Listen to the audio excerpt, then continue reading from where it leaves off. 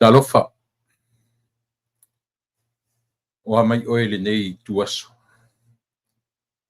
O le aso whareile le aso whareile le aso.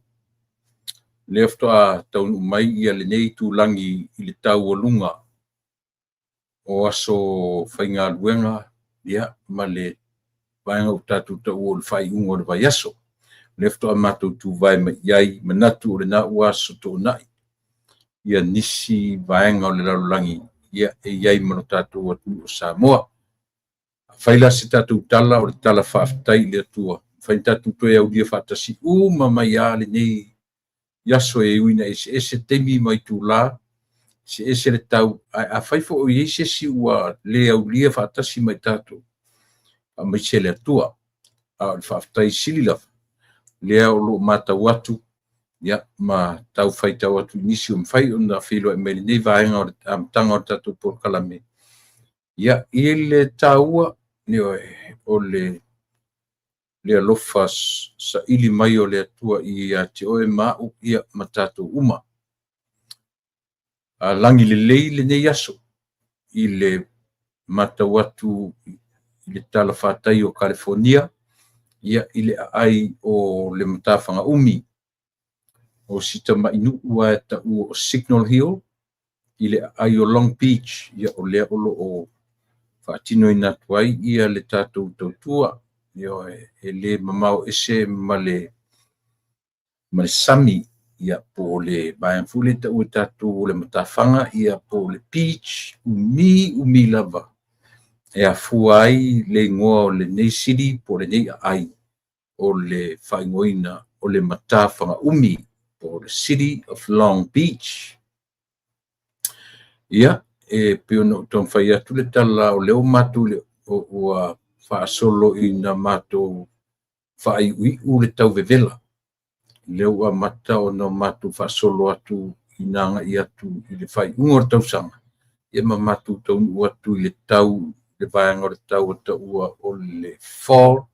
Ia po le vayanga fo le tatu tita ue to ulu ai ia lau o la au ai li pa ia tu i le winter. Ia pi o le ngaso longa na o le ni vayanga o le lalulangi o lo matu. Iai. Ia. Me fuiale le tala whapalangi first thing first. Amo mo pele me e au ona o tatu wha ina. Pei o masaniai tātou pukalame i o so te tasi. Ie o vai o au sabali whawhetai au ina mai. Ua mali e le tala ina. Loa lofa e o lai, ia whasanga tonu ina. Loto umaya Yesu, e ua whaile sauninga, e maua ile file Whawhetai lau sauni ngā ia toe maua se lele ia taria le whaalele ngā ia ngatai le ma se ia whasanga tonu ina. Loto umaya Yesu, le ua whaile sauninga, e maua le file mu, ia liua o matoloto, ilo mana mai lunga. Ia mga loanga sala atangata pangota ia fasanga tonuina loto umaya Yesu le ua faile sauninga e mau ai le filemu le tuaro mātou tamai ua whaftai alofa whaftai angalelei whaftai i lau taitainga malau leo leonga i lo mātou ola ua mafuai o nauria le nei aso whaftai leola ma le malosi tului whaftai le nei aso fou au ria ma le manuia mātou tatalo tamai whafo i atu li inga ma le whaftai i ate oi ua Atuma wina pea lo wanga le lei ka walofa tu loa ma fai pea i o mātou. Ni ia lava oe wha bau. Wala au lo ngā pa ia, whio maia e tautua lua li e tautua ma au nanga whangangana ina. E soa ni le vai ma le le atu atoa o lau o konga. Ia soa ni fo i le whaalongo ma le whaafonga au mātou tangata. Awani mata au putala noi. Ia. Ia tau mao lava ma le tau whaaleanga a ia mātou a watu se fe au tau tu sa o a upu matala. Au fo i no mātou tadia whautuanga anisi e mai ore te tala. Tatou malau fio se i o le toi minute ma toi te mio le au bonanga. Su te talo. E whamanuia i le nei a fiafi. Manuia i a Samoa atoa. Samoa e sae ma Samoa tuto tasi. Taita i o e kālesia, malo, nu umai. A pena fo i taita i o le nei atu. O loo whapea o na o mātou. No nofo mau mawai.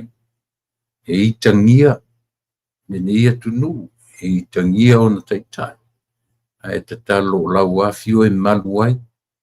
O la tu ia taita i o lo taita ia le nei malo ma le nei tunu a pena fu ia tunu uma atu te tele o no pia ia o mātou tangata Samoa o le tatalo ia fa pe lava ona e mafteina si o le fai unga a uma le nei po uma fai ona mātou fatino ina fi au manga luanga ia mau ai sovi inga ai le o mātou tangata i lo suafa Yesu Ati ole mbal awai. Amen.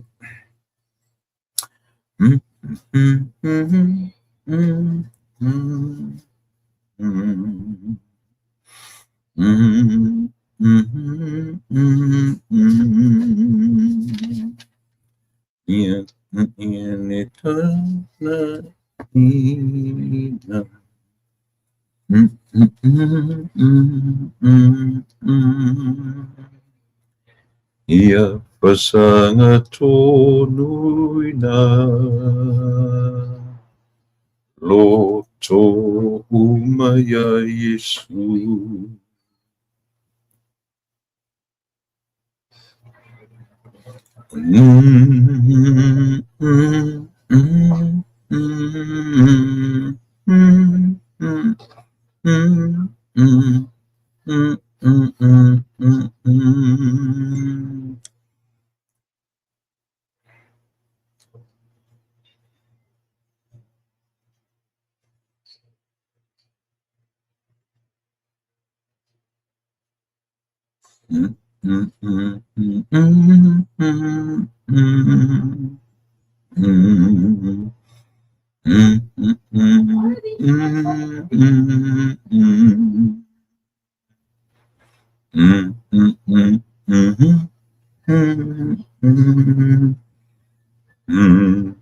Pese se lava lua.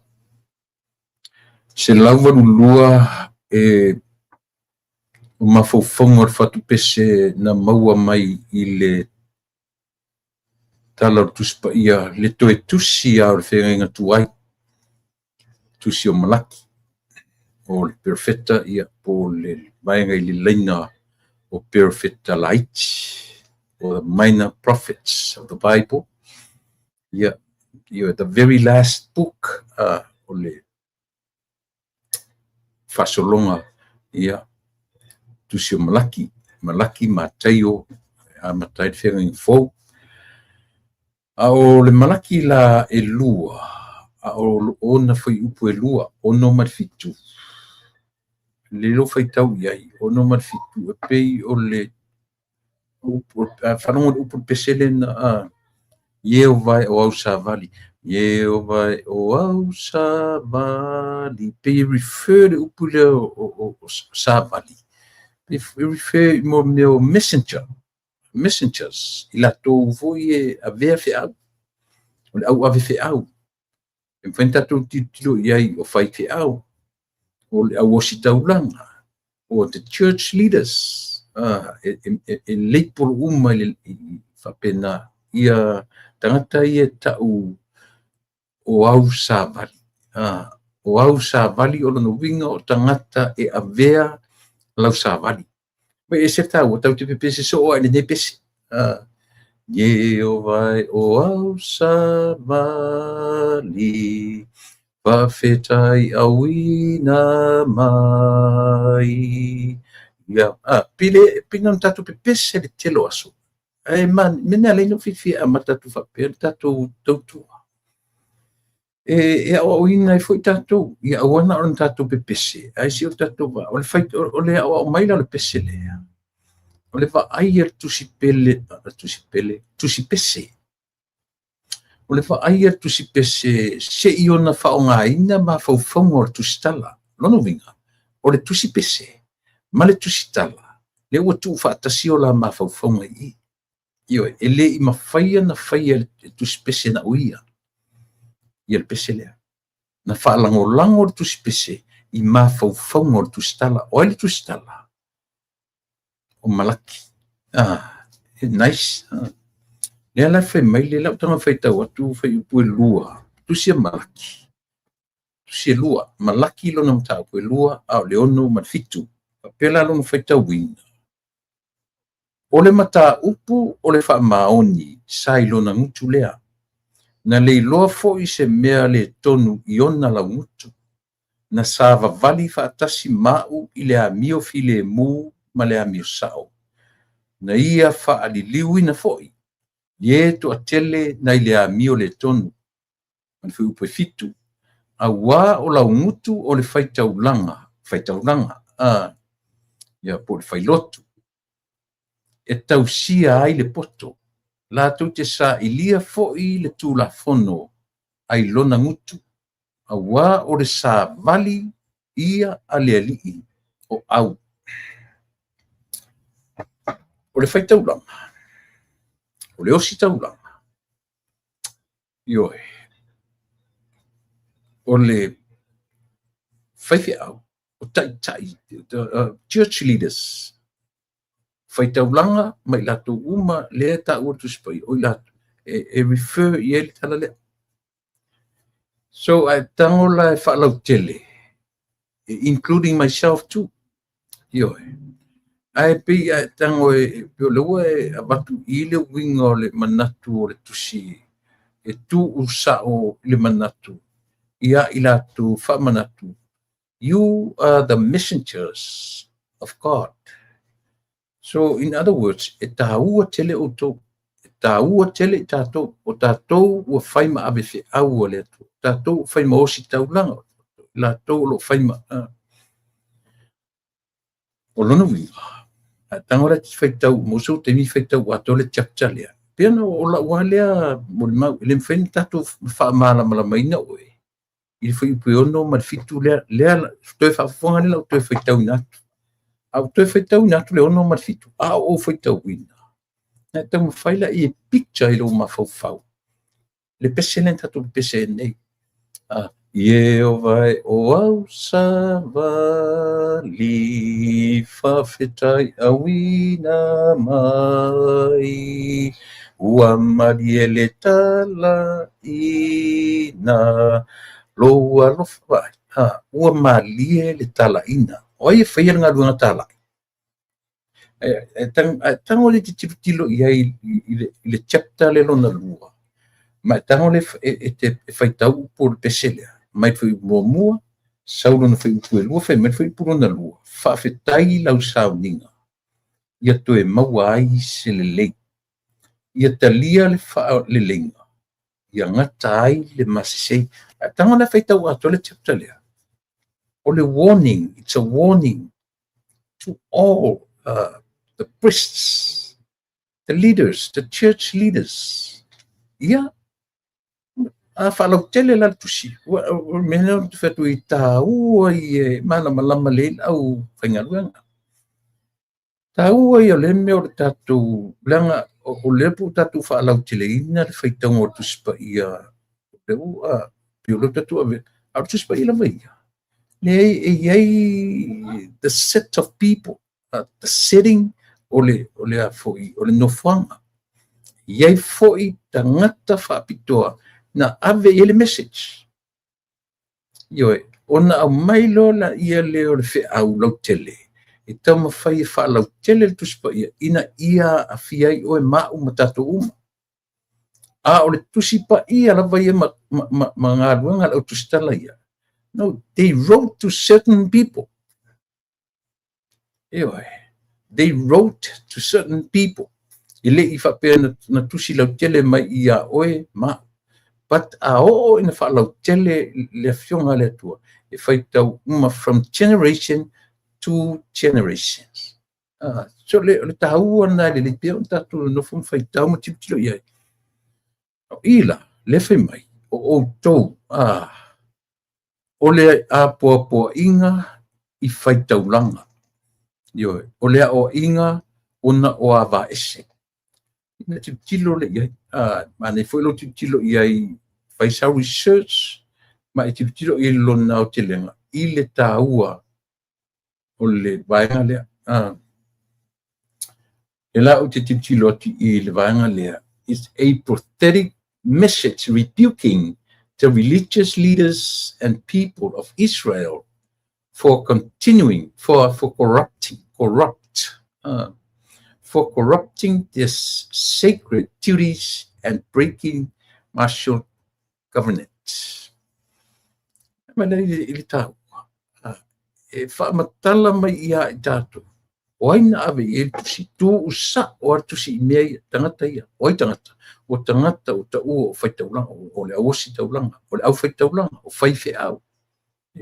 O to uma. Mena e tā ua ai. So le tusi ala le ia, o le chapta lavala le ia, o le whi au na tū usa o I tangata ia. Aisea. O tōu o sā vali.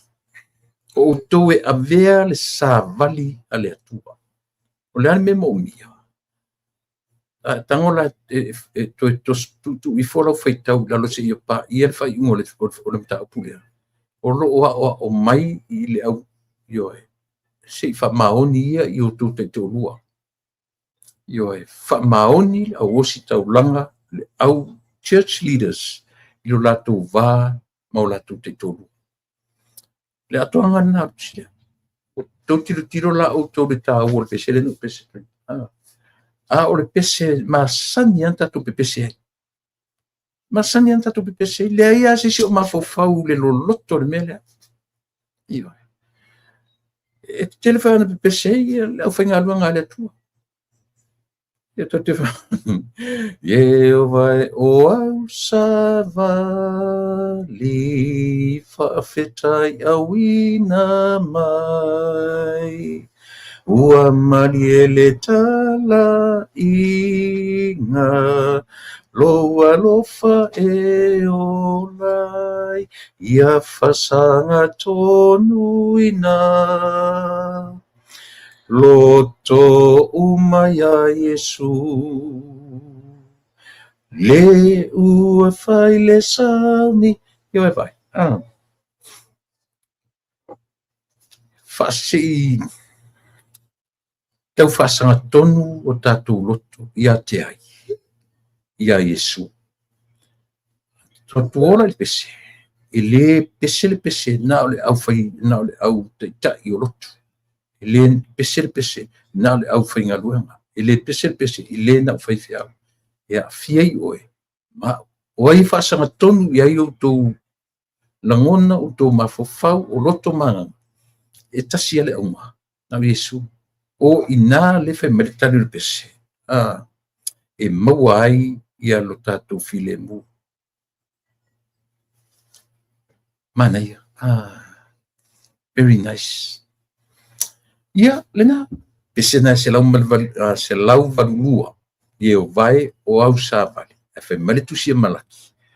O lea o inga i ie le au whai taulanga, au osi taulanga. Aisia, i au tau loa o au tau e avea le sāpali a letu. I au tau loa lo tau wola wha mamaina. I au tau wola wha maoni. So ia le corrupt ia le lalolangi ma i o he. Ia vai la tatu iai. Tip ne me whai tau le iai. Corruption is not a new subject. It's not the new ele fo. E whamatala uma le tuspaia.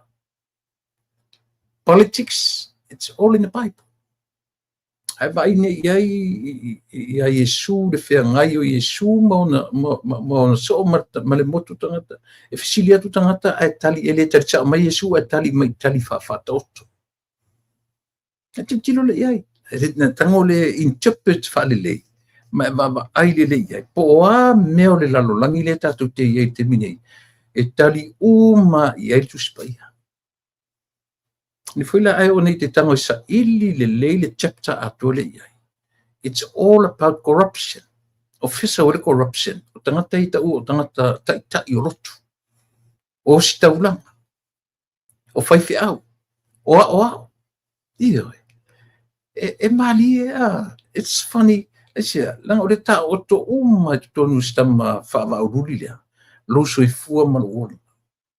O a mea ta te tala noa iai. Ta o to uma i tonu lusia. Mena te fifia. O a tala tangata o te a mata i tusilea. Why? Because I am a sinner. Ele whapea e alana tangata lotu o tangata ua mea tonu. The reason why I know the reason why I'm going to church because I'm going to church because I am a sinner. We call ourselves Christians because we try to live like Christ. Tatu te nau, tatu te muli leola fa Yesu. Ai lem fenta tu se ese ma Yesu, nobody. Al men halin o fai atu ai. Tatu tala noa o tangata e ngata le limit. There's a limitation in our nature. Esa. Swili ang tala no fia tu e ala fula na amata fapela o kalame since day one nga matai le tatu kalame. Because o telo le ala savali le iva tau sanga o tau tua bal fitu bal iva tau sanga 2017 o fia ni tau sanga tama feta po fia ni tau sanga from now back to 2017 fasi umi ili pat o le winga na lo tala mai ale amatanga o po kalame ma le tiores e fapiano na amatanga aisia e ala na amata fapia o te manino ele o se tangata ato ele o se tangata e ato toa ele o le tifo fonga o tai fo o se fala po tonga e ato tau te feo tia ma le lalolangi le nei tatu te le levo o tatou o tangata tau mawhai e sa o pile. 9 years. Tatu te feoti i le level o tatou o tangata tau mawhai moleli. Na. Vai o au sa vali. O ai sa vali aleli. Pe a whalau tele tusi, like I said, the author, Malachi, wrote to certain people ele tusi mai malaki ati o ma ele tusi mai taua akau le reality o le me ele tusi mai ya o ma tusi mai taua na tusi i tangata o taua o fai taulanga ai a o ina fa lau tele le tusi pa ia ma le mafu anga lenga tu mai le tusi pa ia ati o ma it's including all of us o leso tasfia sumalva tu titia senta tu links ia o le sole wa atofa mo le tatou a vaasitolu matu no fositolu ia le tina ia mo fanua por tamata ia mo fanua ia fa pena foi ia le fionga ia le ota e ui on o lea fa sa matano to na le si matu tatala no pole asia so le lei tala fia ngai mo le matu no fositolu le langa u fesi to telo la to e mo mia le matu ia si tau mawhai se taimi, o le asia su tala whia ngai, po le amatanga o le vai asu, po le whai unga o le vai asu, either way, lano winga awhi o le amatanga o le vai asu, o le asu nga fua lau, au le asu sale na, na tau le palingi e role ngā mali question, o le asu sa au le asu fua la ua, lisi mo iei se whai se mea se, me kui yai ia ma no fatasi mai o le i yo o mai le temi o mai la ua ma tu fatala noi o mana tu la tele se temi ma tu te tala noi nai a vatu ni ma tu yo ni ma tu langona a vatu ni ma tu sa ilinga ma tu te tala noi nai langa ele o toe nā male laina, ele o toe lilo foi. Leo o man fai loa mai ele toe ina, e tui le pa. I ana mata upu, i oe, o lela alu e abe aila na su, e sif e silia, male se fulu, i a morianga. La matuanga i la matu te whaatala tala noa ina. Nisi o ana mata upu. Lea o le ave iai ana lela a tamwhai ave ila na morianga. Ma o le whela ua mori mawina. E se tasi fo i o li le whailau tusi. I se whatanoanga fo i ma se tasi o li whaasala launa. Ma o se te mi e whanongolongo i ana nei. Lea o manatu i la tofo i. Ele se mena ngai. E o le whio tatou ele ia te tau o le a ngā lue whaatasi sui uma o le HRPP e ta pena le mele ioe ai le whapefto a ngā lue whaatasi na wale wan whai le lato mele o le oe ngā lue whaatasi tamwhai o le mea fo le tau whapea ua tumu le fua i le a o le wha ako mu le fua ele o le ngia lau whaalongo Samoa Ioi. Ele o le ngia le whaalongo a tangata i mo mea ia ta o saunoanga tau whaamata. Threat. Anyway, o tele i pai mata upu ia. La u a mata tu i le mata upu le i le taita i o le nei atunu. Pena whetu au e tele o tele i le Democrat, o tele i le a foi. O tele Democrat, o tele Republican. Ai o te lango ina ia le taita i o le atunu o lo iai le teminei. O le mele vava o le lolang. Ma le fai mai i le pala ai o le taita i o le neimalo. O te le atal. E o foi la isi li whaasala lau foi sa leo na li la ia ma le fai lau tusi o le HRPP ma le la por kalame. A o le i o la por kalame. Na leo ai lava ia le li o palauri. I le taita i o le nei atunu uma piwa nofo ma won mai matou o lo nofo i Amerika. Io vai. Piwa nofo le fo i o se lo walo fai le usole. I have nothing against him. Telo whaiai, because Martin Fellow Tala. He one of the best presenter.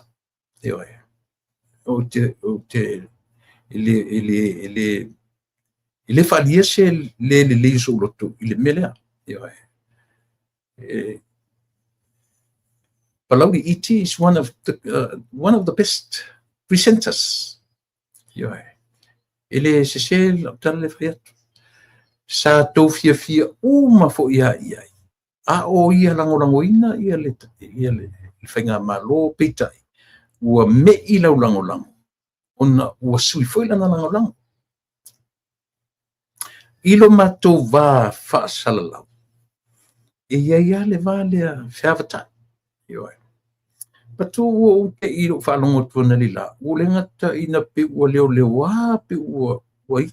Pe e fōringa mau whanonga i rola. Langa e whapewinga o te iole tuangai i le malo nei, i malo Amerika.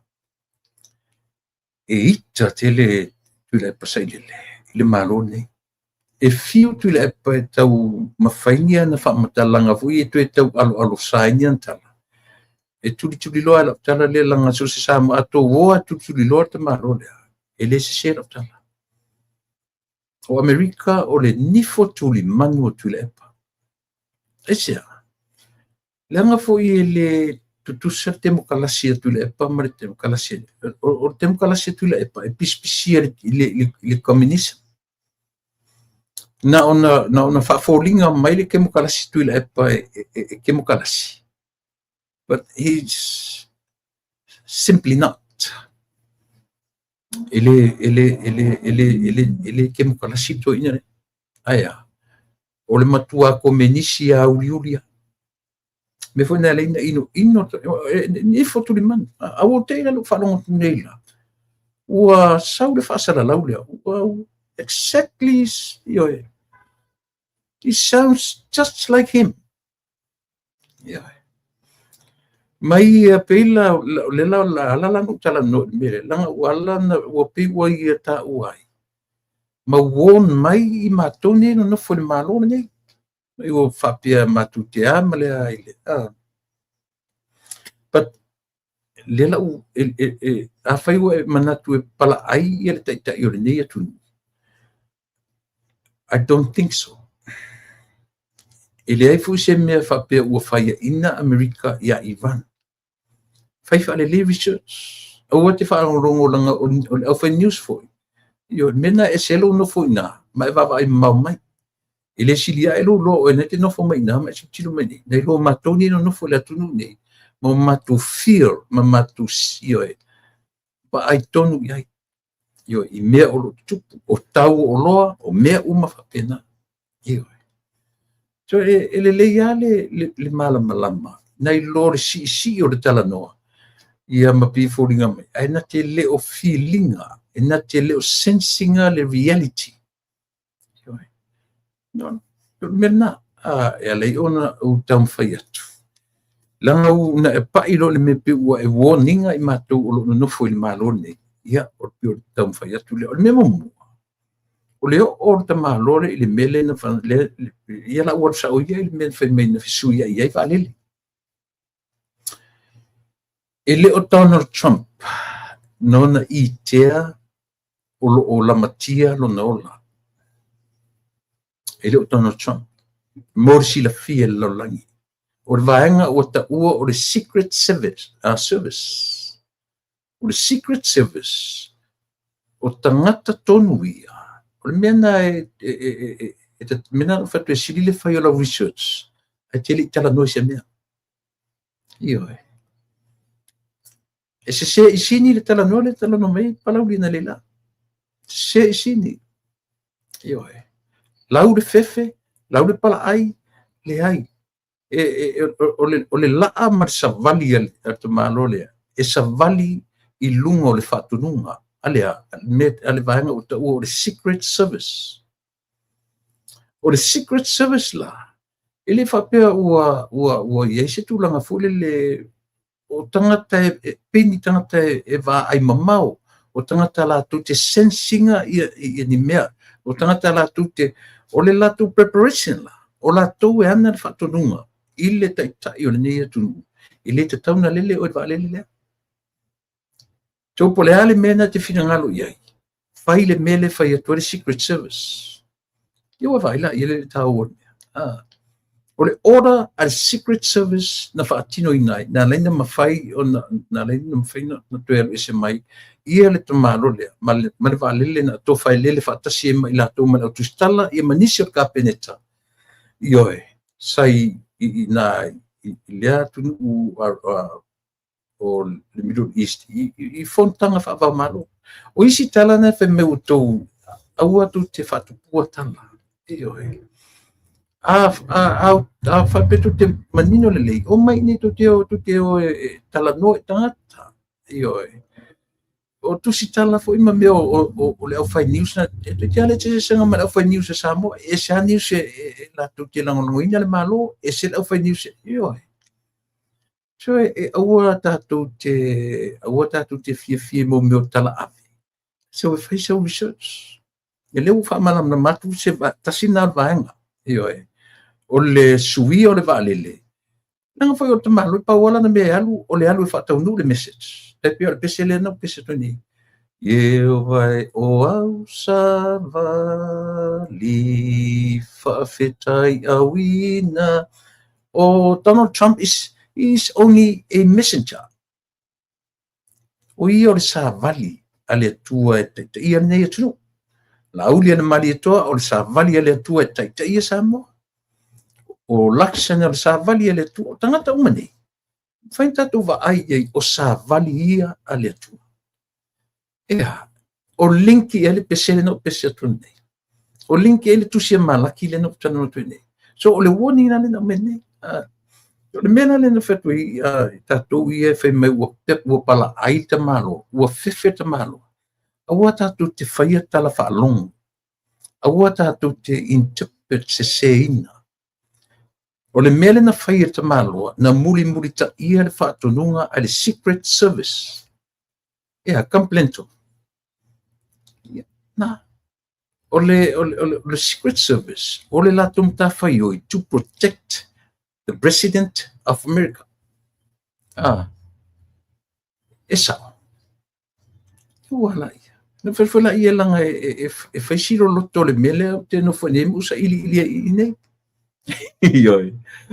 E le ngata whoila i tangata i longa, o tangata ua o palalangi, mo meo o Secret Service ua likaya. Ioi. Tangata mwhaina ufsota i ema, lina. Lela sa weltala, e le mawhai el presidente, ona ia i loa ina, o loo la matia lana, la i le lau te lenga e whapena. Ai ana le toa tamarole, e le o i lau e le. Ana le toa e le o i Saina, ana le toa e le o i le Middle East. Ioi. So e leo te whai atu. E aua tatu te whaatupuina tala se ona o tatu whita i le malo nei. Ia pe tatu te whita fu i ta malo. E le mawhai na oso ta malole to tonu le valili. Po fia lava le me la ai ai. E whai mea whaalongo i ana leo ina non se fu. It's very solid, tight, the security. E te le aerial communication. Ale malo nei. Ioe, i langa isia. O le atunu nei. E ese le wha me melo i lo latu te tai. O lea le taitai pesa o le taitai e na te taitai ia le Democrat. E tutusa le lei. Tutusa le lei le leo langa o tangata ia le Secret Service. E la tu te lei loan me tau o ai e tau tua ia o e le ai. O lo la tu, mena le whata wale me tau o le oath. Whatau tonga. O le whatau tonga o tangata nei. E le va ai pe Democrat. Pe va ai pe ioe. E se wha maoni o nei atu, mele aleina mawalunga le wa ai laulangi i malo tele nei. Mai whaalango lang tu, la eita mai nei la palau i ta malo, ma le malo, e malo ai o i nai New Zealand. Ni te teme whai New Zealand te au o ina whaasasanga atu, ia saina matu i tele laulangi.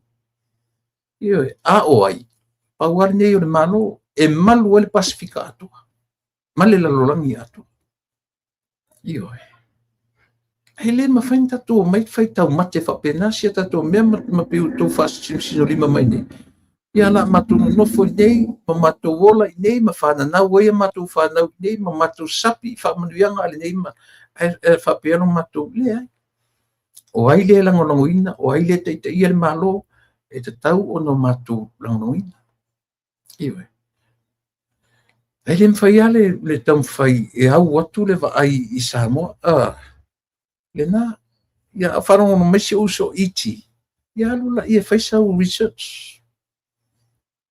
o le minoi so se minoi e le presidente o le atunuu nei e faalagolago laga minoi i le faatonuga a le Secret Service vaega le o taʻua o le Secret Service i lē so ona savali i lē so ona oso ioe le agaʻaisea a tupu se faalavelave i le taʻitaʻi po le presidente o le malo nei o ia fifi ai o ia paʻū ai ioe e paʻū tagata i o taʻua o Secret Service ia maluga o galuega faamiliteri po le military lea lana alaina alu atu ana me o le lesona le taʻu atu le lalolagi laga le ua lau mai fai mai e leaga le ua fefe le taʻitaʻi o le malo nei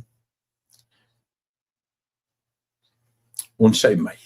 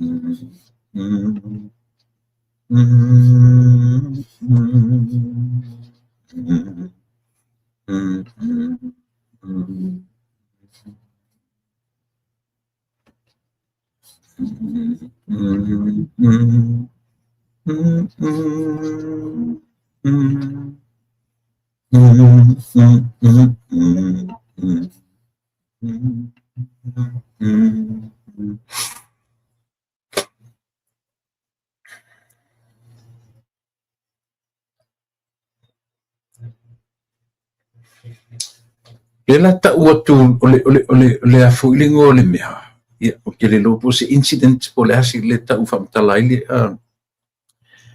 o le transition o va'aia na oso e tamalo tutonu e taʻu atu ai le lalolagi e faisi maualuga o preparation of Secret Service America ioe e leʻi taʻitaʻi ai ia le mafuafuga o nisi foi ma se atunu kominisi o saina e o'o ma te minei to manatua le paluni lena fana i luga o le i le ua vai le ua mate atua piu saina tau talapelo mai fai mai o latou le afo ai fatu America le ai e le o se ko research ship lena sau o le mo le spy na lena fana i lalo tau wa alena ioe so o lewa na mena fatu le lele o e faisa ilinga lewa na lama back in the day lewa na lama mai saina mo me o coach o coach i to tonu le malo nei lewa na sa ili saina au wala la tu te mau ai coach nei e mwhai ai ona la to compete ni o manmeta o military le malo nei ia e unga taro tangutu e tautala ia mea langa ioe ai pe wala no pa i tu si mesia ina ua ta ua le usofo ia i tila na pokalame ma ta ua mai ei ma pe ua won mai ei o to sa mo ina no fo America ia ele ilongo mana ia la falongo na famatalanga but o leo tia batusi awala filemu ele lei on na mata le lima to yo fai tamo e fai sailing ma e fio mai tino fo nin fai ngo file na mala malama fai ngo file ese al fai tamo me la langi fafo ese lo sa fai to tonu ma e feelinga yo you need to feel the atmosphere o le mele tino fo ma e o lai ma tangata te oso tu i e tau tangata e oso tu i e tau le tangata e oso tu i tau le tangata e mawhaina au mai e fisosani ati a o lo fai tau mai tu stusi ngai runga e wheng tālanga le tu sa uma tangata tu stusi e le tu sa uma lau fasala io na o se talatu na ale si ufonga o tai a fau ma le o le no foi tono Amerika io o le so se tenia la ai le tai o le neia tunu e la ai lalo o le fasino manga le Secret Service ia ma ilato e whenga i tonu ia ma le vaenga o lea au inai lo ai lea fo i le mamao o le vaai a le Secret Service ia pa ilato o lo whaia luenga whenga ma le whenga i ele i whapena sui fafo na oso e tonu vai uma tuala langi oso tonu valele malele lo o stand by the catering truck no so to elis fa malama oso e tonu to solo tonu le o ina la ele fa pe loi pala ai tamano o ina e loi le mawalunga o preparation yo le mawalunga o tapenanga ele fa pe langa ele fa e Donald Trump meia e se nga luanga tanu Trump ta pena la na pepa e alu tau tala yo ta pena la na fai lau tusi ta pena tanga te fia ngai ma le vai ai ese fo i ngā luenga tanga e o for the Secret Service ese uma tangata ese uma e ma vai o tala no ia ila tu se tono de military ai mese la vai ngor Secret Service nei lo la ese uma mata fai yo ia tangata ia tangata fo ia ele est démocrate, ele est Republican, but they Americans, they true blood Americans. Lale wingola utala, ele fai tu awe o mailo e fire service, tasi ale lato titilo, o le lato prestene. Ia wala, e sao. Ia na, tau tui titi aile me o le whawhelelei o upu matala. Io vai la lu tala no tu lu tino foi nei ai a usesmo tala no tanga e o le malo ne ia lena tu se tu tata mai la lo le o pui sa fa lang lang o tatu le au tu singa na tu ti fai tau e ma e se lo fai tau e se lo sa ni tino foi ma e tu tala no sa o tangata o lo fia ngai ma mei e sa ia lena se ivanga nai ua e tala no sa o mai Secret Service America fea ngai ma le soifua langa atu al fea sa o Samoa o le Secret Service o tangata ia e whaalangolango i le ola o tamalo lea not only Donald Trump but any leader o le nule nei o tangata ia o fo le Secret Service le koe ki fai ka wafe tangata se matu langa i tuton. O lau mata fai oi, a whapea te alatua o ena le latu e solo whana i oi, au nga. I oi. I au ane i o tona e whalongo longo fo i letu i lea tama whaasala lau ar tatu atu. Ia, peo na whai atu. O te alofa iai, o te aptele iai. Ia ua upa i le tu lea. Ona ua nofo mai mai mata ua mapie e na te whātonua mai e ma won mai mātou i no fore ne malo. Ne se mela a whawhewhewhe fua mātou, o le mo te malama, o le mātou te ola i tutono Amerika. O whananau ai a mātou whanau. Whananau ai whanau a mātou whanau. E wai lo ota grandparents i. Ia wai. Ia la la si meo whai. O le atu nu o ave i lo taloto malota mawhauwhau. Se pe o fu o na te no fo New Zealand. Although it's your second home. New Zealand is your second home. So I consider America as my second home. Ele o se protective la o lo talanoa. A o le mole mea o le tau fai se I tau whasao atu. Io e. Se I tau whasao atu ia tātou la fonga. Ia o le nā. Lia ua umana ave tātou links masalo o leo te watu tātou taimi ia ua to sumat fitu minute ia o maila ia leo tātou. E beno whai atu, leo ia tia ule lisi o mata upu. Le tu mātou te talanoi nai. O lisi o me fo ia na tō lau e tuila e pa. La whai elan tangi. Na te mō lia ai ia. Leo I pe iwa e pe se furu me ia tia. E le leila na mātou whasoa atu nei. Te lese mātou teimi mātou te tā vai nai ia mea ia. A tonu e whaalongo mai fo ia le malo. A tonu fo e whaalongo mai ia le whamusinonga. A tonu fo e whaalongo mai ia ioe. Ia ona tau iai lea o se wawai. A luna ele manino ele mawhanselo tātua tele lau hisa pipi le whaalongo la pokala me te mine. Ele o ngangana mai lunga I, but they are here as spies. O tangata spy o le latu te mena leno whatu. Se I o tātou whaitau ina. Se watu mo le sila fia le atu. Ia, po le ala sau whaitau I mea la tau whaita malo o sairele. Wani mele tātou te lo, ele vai o whautautanga. Vai o whautautanga. O le a. A whai o le atam whai e whaisana su. Just keep it to himself. Just keep it to himself. Io, ele tau tō lauwina fo ile atunu a mea langala a tau whai e filter le tala le ilo mafofau. It is a threat. It is a threat. Mena na fia pe no fo matau ai mai whapea. E wha mata uai le istamata. It is a threat. Io, nā whai le ipa i luna mafofau te mio la i taima le a. Au le taimine o toe nofo e ma toe wha solo le mafofau ma i e toe loa. E la sao po kalamene la. O leo ana whawhiwhea I a lesi tangata. Leanga ana whapea ngā kele whawhiwhea, ngā kele ko lauwinga anga pointia. E matautia. Eo e. Ole nā. E le lei whora le matu tala no ina le a whiawhine. Langa le mwhento e lo e lunga. Ua up in the air. Ia le mafufonga to ina. O leo tam whai. E whaamata ua ile whionga I le li I baby. Give me some water, please, some ice. Yeah, yo. Ole nā. So le tam whai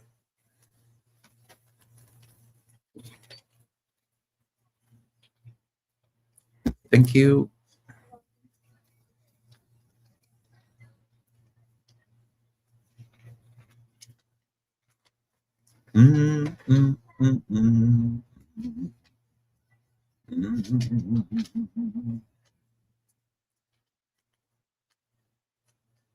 Yeah.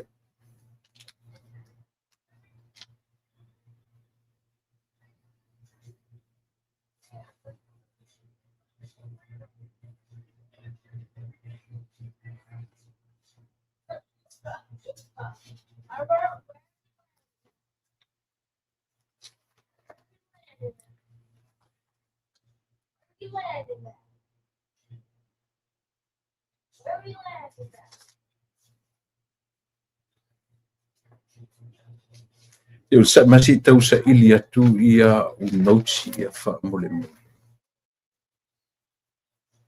So I just opened Epic chest, right? And I got absolute nothing. Yeah, no more. Ai ele I tala noina ele mele. E si mata apule o te fia tala noa mo mua ila mātou group. la foi se la finangalo ela post na tanga tu ni lunga ole mole me ole fa matala ile mole me arrest pe te volunteer pe saule le ave oe o le ale tu inga ave oe ave fai morianga po le ale tu inga ave oe ile fale le pe au maile ora i lo tulanga fole le mese la var tulanga o tangata maulunga i ole malu e ele tulanga fole le pe musu i le va ai le public e o mai tangata sauta vale le avatu so e le respect a wala o mena e mafaila ona vala au maile o leo iri tangata ia okay if you don't want us to come pick you up so you need to come to the office. That's arrest. That's another form of arrest. Yeah.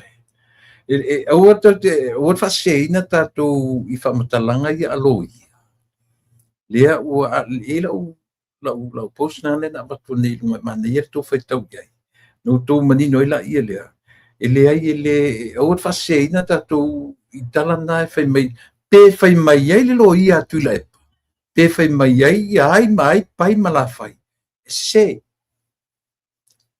that's considered a arrest yo pe te afoi yo to lo o le o ele metau o le bail out with conditions it's all so he went if alfa penal watu le pa ile official lo yo on yo ilo na ia lava by himself on his own alfa penal watu le pa ia e alu lungo le order ale yo ole order le au mai ale court order to come to the office ele fa penante uno fa le nala na o receive to ina se ora maile ile el watu ile ofisa io aisha la foi la tilo pe fa pe sa uma me o mai wa alu te malo le ana ngana ya ilana ngana ya sto ina ilana ilana interview mulmuli le alu lo le ngana ve me fa to pe mai to tilo o te fialu o ta vai parmia le sistemi fe mo te fiaru o ta vai le official le malo felantan o lana tangi la le matu tala no te mine le ala tele no matu fa soai ia si o tu fa foi ia poliase manatu le matu ova ina ia mafai ona fe sosoani I lau fa longo ina ia sali dai lau fa longo ma sali dai lau tali tonunga e te le to e tali tonu ina li moni malatu o vaenga ia la tu te tam fai te seu mea ia leo mena le ina u fetua le tala leo mai ma mai le fe au leo tam fai fina wina ele arrestinga la tino foi la fionga li parmia consider la io ina le ina arrest len tatu io ina uma le se sengo le arrest le na lu foi la fionga li parmia ene lo uma na totono le portafia pe tula pe lua tula po le lava pe tala no e fafo pe le o tonu e once sa fa ngai le upule o le bail with conditions yon tatoro le ile ai awore saule li o le li o malo tu o fai malo tu mo fami o o tala la na loia au fai o ai vale o le li o fa vale ai tanga ele fa pe aloia no ne loia le o me me la ia ka loia ka fa vale consideration o me ia pe te foi pe te foi o volunteer te alu pe te alu o lau ta vale pe fain o le taimi e ava toi morianga ia te oi o le taimi na ele te I no for tangata malu le fale o leo na lu fale o leo fa pe me leo ia okay ai le mana ola matu te mai o pick up mai o na saule o le taimi by this time You're supposed to be here by this time. Otherwise, you will be in trouble. Yo. Nā wha mena tau ai I lo te tala noa fu I tangata I nei e whia ngai ma meo tulafono. O te toi tala noa sa o I tangata whia ngai tonu tulafono I mena samo. Yo. E sili atu le mala mo le tangata la e na te wa aia me te tulafono. Nai lo le lo ia la le tu ia tu le. Isele. Mea ngā la ka weko I Samoa. E au le whaavale a tatu I tangata ia. Yo. Awat fa bale ata tu tanta ia. Awat fa la ko mangi pe pelo sa mon kom fa pelo sa mo ele arrest. O to va eu ko mer ko fa bale ngakil. O kele lope ko fa bale pele sa o vale sa o. Yo. Le lope ko fa bale ka ngaka. Pe kam fa pe por me sa o vale sa o. A makala le vale. E vale sa o le lo ia le ngake kumo. E valea reporters I o latu o mai le tala lea. Ia, ai ole a. Ia, tele toi se matu, ali o mai le matu, I le mata upu, no whanau no foi la le mata upu siri I o langa taua, o ilingo langa taua siweli. Whanau no foi la na mata upu. O le isa na tala ina ua tali mai le malo I le whaamalama ina o le selau fitsu li mafe fo le ma le tala fo le na la tu whalenga ina mai ai le malo I se li poti mai le IMF for International Monetary Fund IMF whaamanino mai a ina le ai ma se tali fe mai ua maliera lo manei whaamalulanga. Au mai bullets mai ele afu ele malo 5 e pe fito bullets ngai fa malama mai ele tali ele IMF ele ai se fa mtalanga fa pena fai IMF pe ele mele mai fa na fa ngasi se le malo e ai ma se me fa pena pau le me muli ale au mai ni fia le IMF ile fa o ngaina o le atina e o Samoa. Yo. Au ile tatu te loile me tau o le malosi o le tau whaleanga. Le malosi o le tau whaleanga Samoa. Tau te fiu e li liu upu matala. O a morianga e moria I neto ina lea. Tau whaleanga. E a fuala na moria. Ua wha maonia me tau o le tau whaleanga. Ua lana whai morianga. Leanga sa o e tau whaleanga. Ai a whai aku la kau whaleanga e mimilo le upu whamele mo kilo kau whaleanga le mo kam whai whamalam. A whai aku la whai whamalam ngi a ele ngi ko kilo o ko leanga ko. Eo. Wala foi la na whetlo tala. Ua whamaunia tau whaleanga. Ua preach. He preached le ora. Ua violate orders. Se se la tala le stasi order. Orders. Yo. E tele okang ave. A more than one law meaning many. Esa.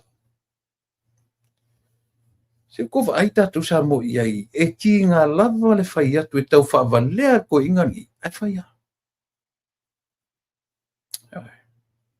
Ia le la umoria. Lena whai atu la utala na nafi. A whai ua toi fōi la auri la mali e toi remind I le ofisa leo. Meaning, e leo whai ala tiute. Ofisa leo.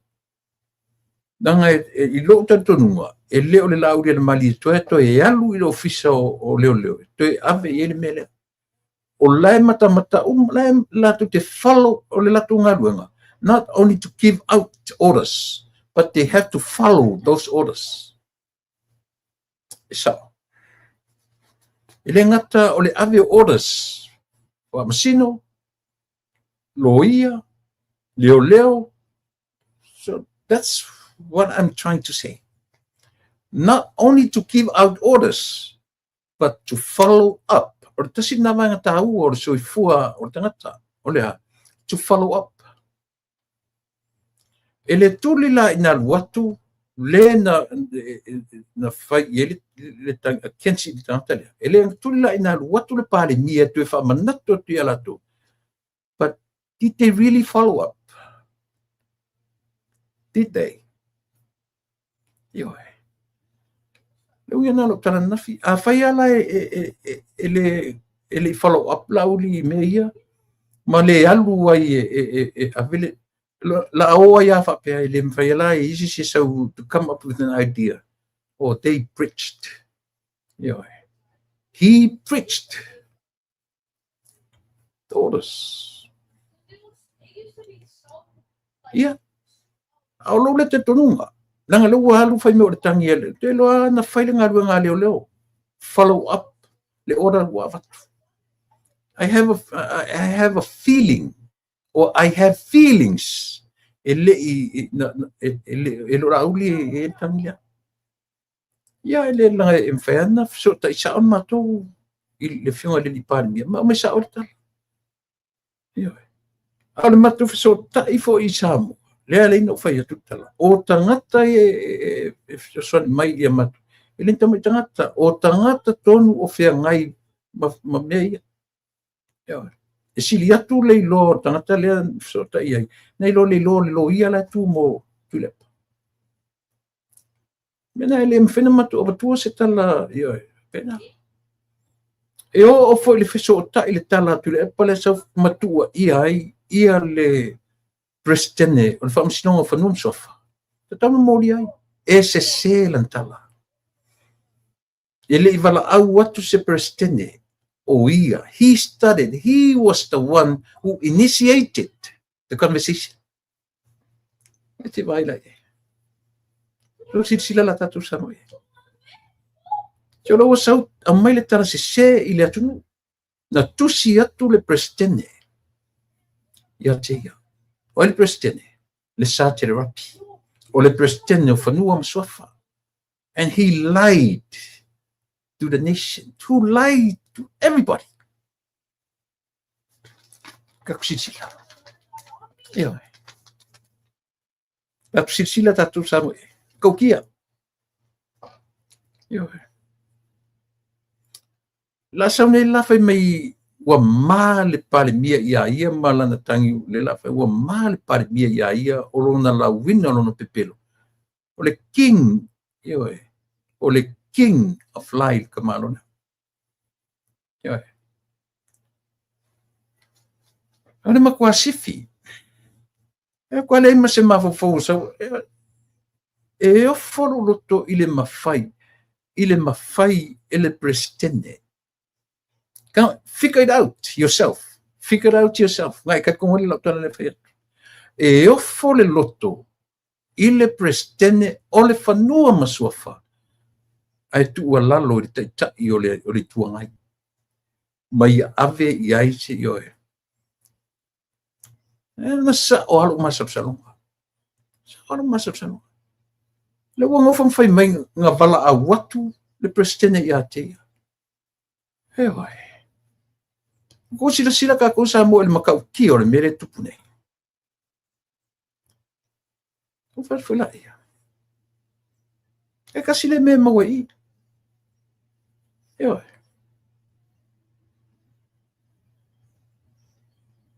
Makau kia. Ka o kia.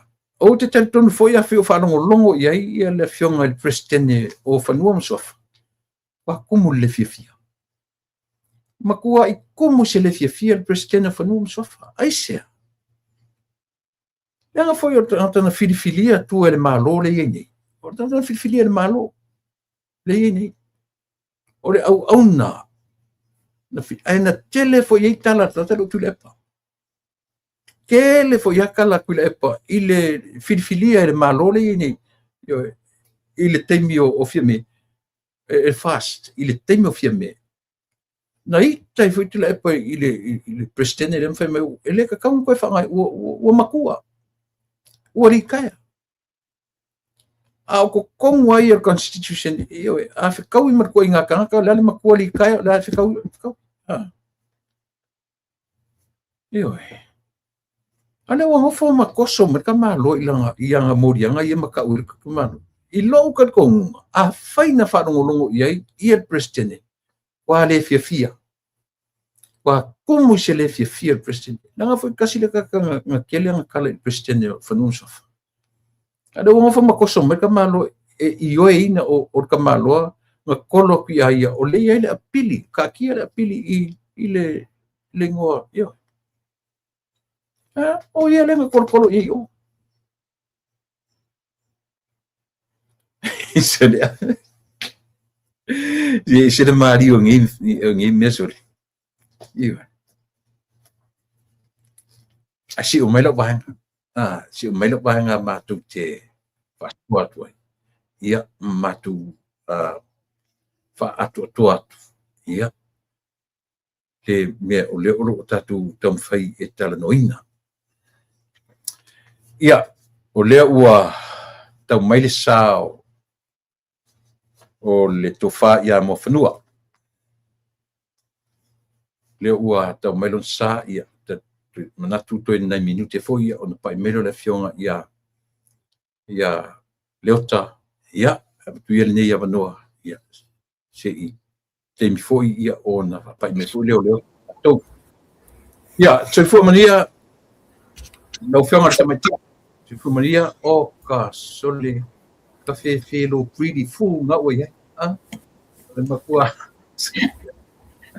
na ia lula le aso lula pa lo ia malo sei langa fa pena lula e fa mawalunga ina fo ile tatu o nanga io usa o le standard le to foi ia le fa mawalunga ia o le ngang fa tai malo le folo manuia malo se fu manuia ia te o tamacha na tu tele lo pisi le nei aso o fe au fa ai fe au fa society ia male mese ia na yo nieces ma yo nephews o to nai nusila ia o lo tau te pena ia la tu le ngata o tapina fa ai ngala ia au ton fu lo tu fale ia sauno ia o le fu tau mai le sa ia to fu le no ia le la sauno ia malo so fu mo tu la e pa o mau mai ia mo le ia malo wa ta tonu ai wa fieni tu la e tu le foi le nei o oli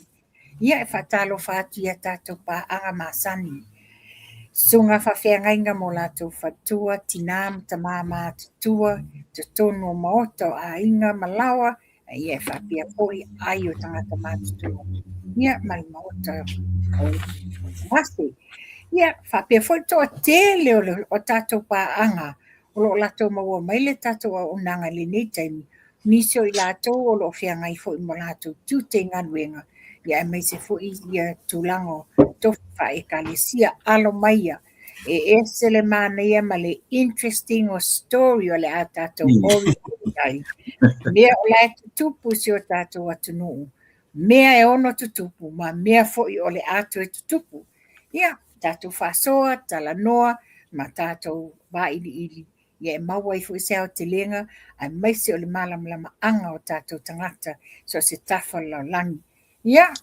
o le fatalo fatu le natu la epe fa pi atu I lau wa umana e fatu lima a mataina tato po kalami Faftai mafanua, faftai molo fapai mai le tato atu leota ia sauno ia la ufionga ia na toi Papa ia tu le faftai no na o na saunia le tato baenga fasalau ia ona ufa petuele le ia fa malo fa pe foi ona va toia mato lo fanga tele lava isunga fa fenga ma faltua ia mai sele ia tapa au sa molo fa peon fa fun mai ia ai mai se foi ia sinsina lo fa peona no fale ia ma fa lo mai ia ma fai pel po kalame nei ia po kalame fai ona va toi foi ia po engama wai malu lo atu fingalu ini me foi lo fa peona fia malam la mai ia mani me foi lo fi fa so mai tatu fa so lo fai fatas ia la u to so tu le tatu itulane Ia, mo le atu langa whaftaitele I lau whionga ia matua whine fo ia mo whanua. Ia, tātou tele no nofo tātou mai whaalu teimi nei mea. Io, leo tātou tangata mai ia o inia tātou ine mafuanga. Iai le mafuanga walai na tu au rua whi au marua ngarua. Ia tu fo inia o whi au nei. Tātou mai eisea. O le atu nua ngā lala I le tele le maungasu o lo whioa I nei lungo nei mea. O le pepos lau tātou. Whaamalam lama na tunu. Whapei o le uru whapai mai. Whapei o le uru whapai mai I le atunu. Nā te rua nusila. Ia se whaisi rua tala. O vai atu le pisi fo iwa nei I mo meo fundraising. Io e. Ia tupai sa o le fundraising ale. Ia, ngā usu ne le tae au le valu. Mā sa reserve ai ia supo ia awa fo ia nisi o malo. Mātou keloa I ma le fionga le konsula ia awhi matal Parsalue ia tele ai ia whapea whatua ia tofilau te teifono le fono whawhautua ia asiata atina wa ai ia o asiata lea pio wauliko to tele le mamalo le atunu. In fact, ina o te tala atu la o whaitoto o le taawale antae au.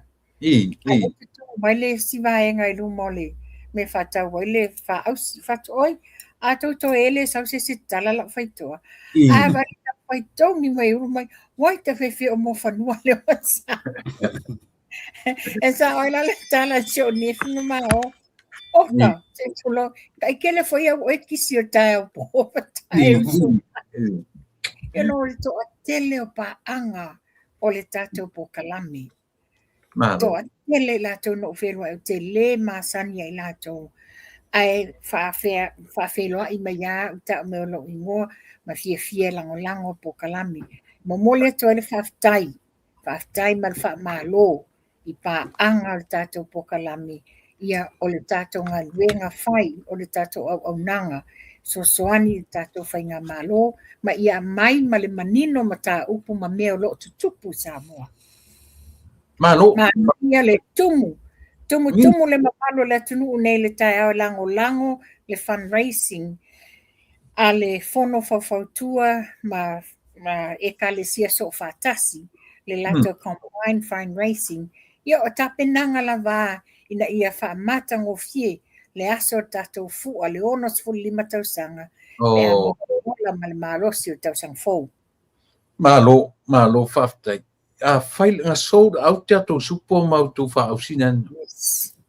It was ma na ia. Mo toi sala mo. Angai loa la wā tulo walfa fonga anga sa mo o te alu masa te mai ulo e matoa I au mai ele supo. It's such beautiful. Mana ia le whaingo le supo I la tausa ngasi sia ta mo whaingo le fundraising. Kalu whai.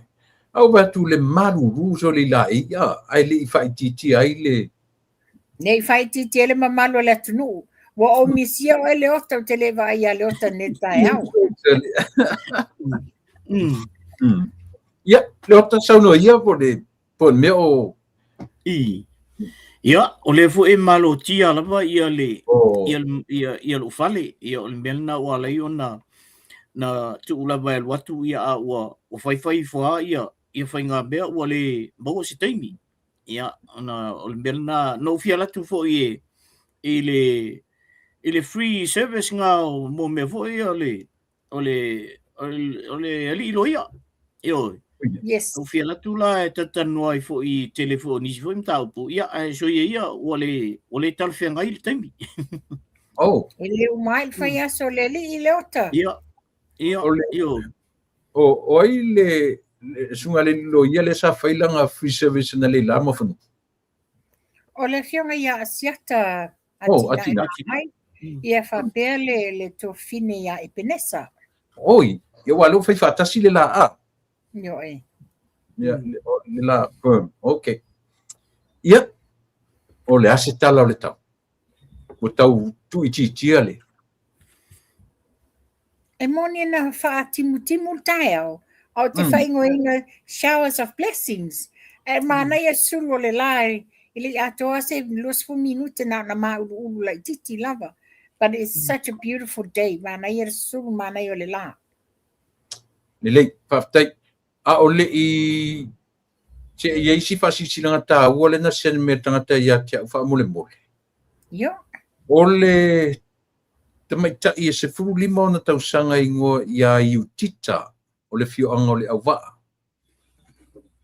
Ia na misi mai I lona ainga I le aso lua au kuso se fumatasi lua o lua ono. O iai se si na te silafia ia te me o iai lea alon toto 15 years old o iu tita ele o mai alon whaaiu ia mai le fioanga o le awaa e se furu lima on tausanga wha mole mole o iai se ainga I Samoa o la tu tau ane I lea tamaitai ia pe loa fo I se vaenga o Samoa o iai ia lea alon toto wha mole mole wha fsota iane ia le ofisa o leo leo I le wha lua ia po le telefoni lua e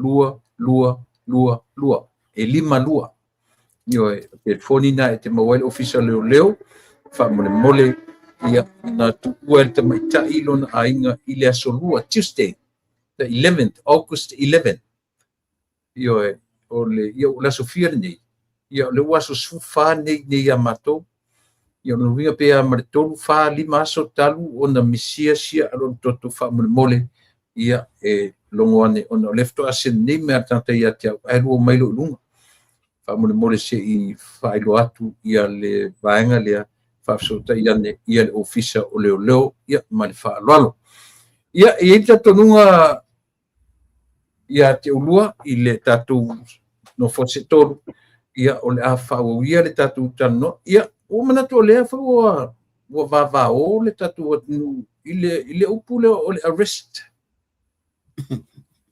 tatu o ye amata le tatu porkala o le foi o fina mai na tala no sa o mai ama mai le futelo ala ya tu le pamlo nei lona arrest nei ai o le o fina mai tangata ia ele ngata o nisi o fasala lau mai sa mo o le ele ngori newspaper e ta ua o le Madrid ele ka o le vai o ngalo tia un tusi lalo lingua le fa pe ta iai ia le tama le li I seli foi le pi afa o na te lu sila ia o dos O le Mara My News. ia le nala o lingua tonu le na o le o vanga na mo au mai so o ai lo was sau mana tu fake pages ia sau e malimonia na leila lea la tu te fai mai le I arrestinga le la tu te tai ia ia no le tam fai ai le leila tatu fa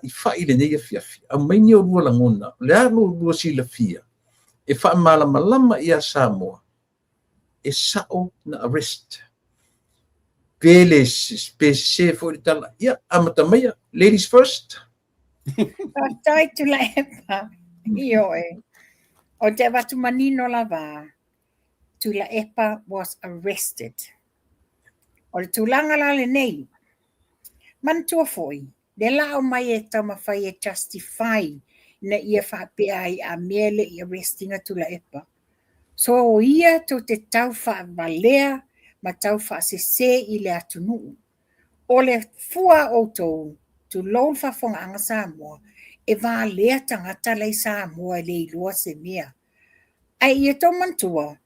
Na o atu leo e ave tu la epa. But he wanted to come himself voluntarily. Which is that's fair enough. Yeah. That was fair enough. Ele ina tia foi la tu la epa ina wa fai mai langa press conference in the morning. Muri e loa alu I le ofiso leo. Na mai sa o e tu la epa. O le na alu la ia o I le ofiso leo. Le fatale mai ona molianga. O la le wing o le arrest. Even though he voluntarily wanted to go himself, ai langa e aluatu e iai le processa whaia. Na tatala mai ele le stala wa a mai conditions o lana bail. So that's all part of the arrest. E le whapea nga handcuff o 5 ma ave, no. yes Ai te tirola iai tu la epa. O I e tau mai ai le tau wha valea When Lauli le mali e toa, when the police went to arrest Lauli, Lena leina to e tolo se I umale kirisi masi. Yes. Na volunteer la vale fio le fionga le li pale mia. But Lea he me and la tone, na otu ilunga wa arrest le fionga le li pale mia. So it makes no difference. Just because o tula e pato te whapea mai o le toi ina matua. Who gives a rat ass about le toi ina matua? No one is above the law. Tu tusa le lei a tu langa le ai, tu tusa le lei fo I male fionga le li pale mia po o oe mau. Once law wa yai conditions o lau beo, pe to te mai ala le ato inga wha upunga to te whi alo wha I ai whapea ele arrest. So are you trying to say langa le handcuffs and all that? You know, I want to tau whawalea ia Samoa. Yeah, o sia wa ula wha popo tu la epa. whawhitai ma whanua. Whawhitai ma nino le lei ia lau whasoa I le vaenga. Whawhitai te le lava. Leota, la sofina ngalo I le ua, le ngata ina mai, awo mai a mane mautinoa. O le la toa in their own eyes. Ele I arrestinga. Te le loa pe la loma me mo whanua le melea. Mana ia. Ai ona o whape te tauna tu handcuff si lima mena ta o le arrest. Solo ia.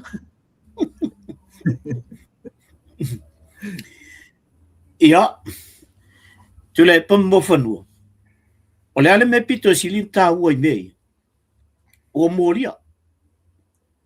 Yeah. Pe arrest, pe koso, pe le kosoa, pe koso le ofuai, pe o mena masanita, tu o kale o le ofuai, piko le ofuai koso mai. That's arrest. A le ale me pito silim tā ua, o tono le fale leo. Yeah. Ua e sangi, ua moria oi. E mwhaianga arrest oi, a waku koe whaalu oi. E mwhaianga whaimanga. E mwhaianga kango leo au kamba oi, leo, ngalo mai a whakanga sei oi ma, ku o lima, kua mai anu yo. Ai, awanga I misi le meta ua. O le meta ua I, ua moria. Ua whai morianga. Ua whai morianga. E le la se ka ua ngā mea. Pe ana ufam tala tu fo, le sue vai taimi. O vai taimi e ngai leo. A o ko lai mo ke whaia ia me ai fo ele se tu lo tanta matua o ainga. A le manga o ia mako. Ia ngā kule leo whai mai. A umalong whai mea ai ale alo mo kua mo kua. Ngai se wale kule li ngā kai. O le meta ua lai I, ua moria. O le meta ua na. I le ka ua ngā mea, lango kako. I le o le vai ngō maka. Se o le mea ngā uoki I Samoa. O le vai ngō maka.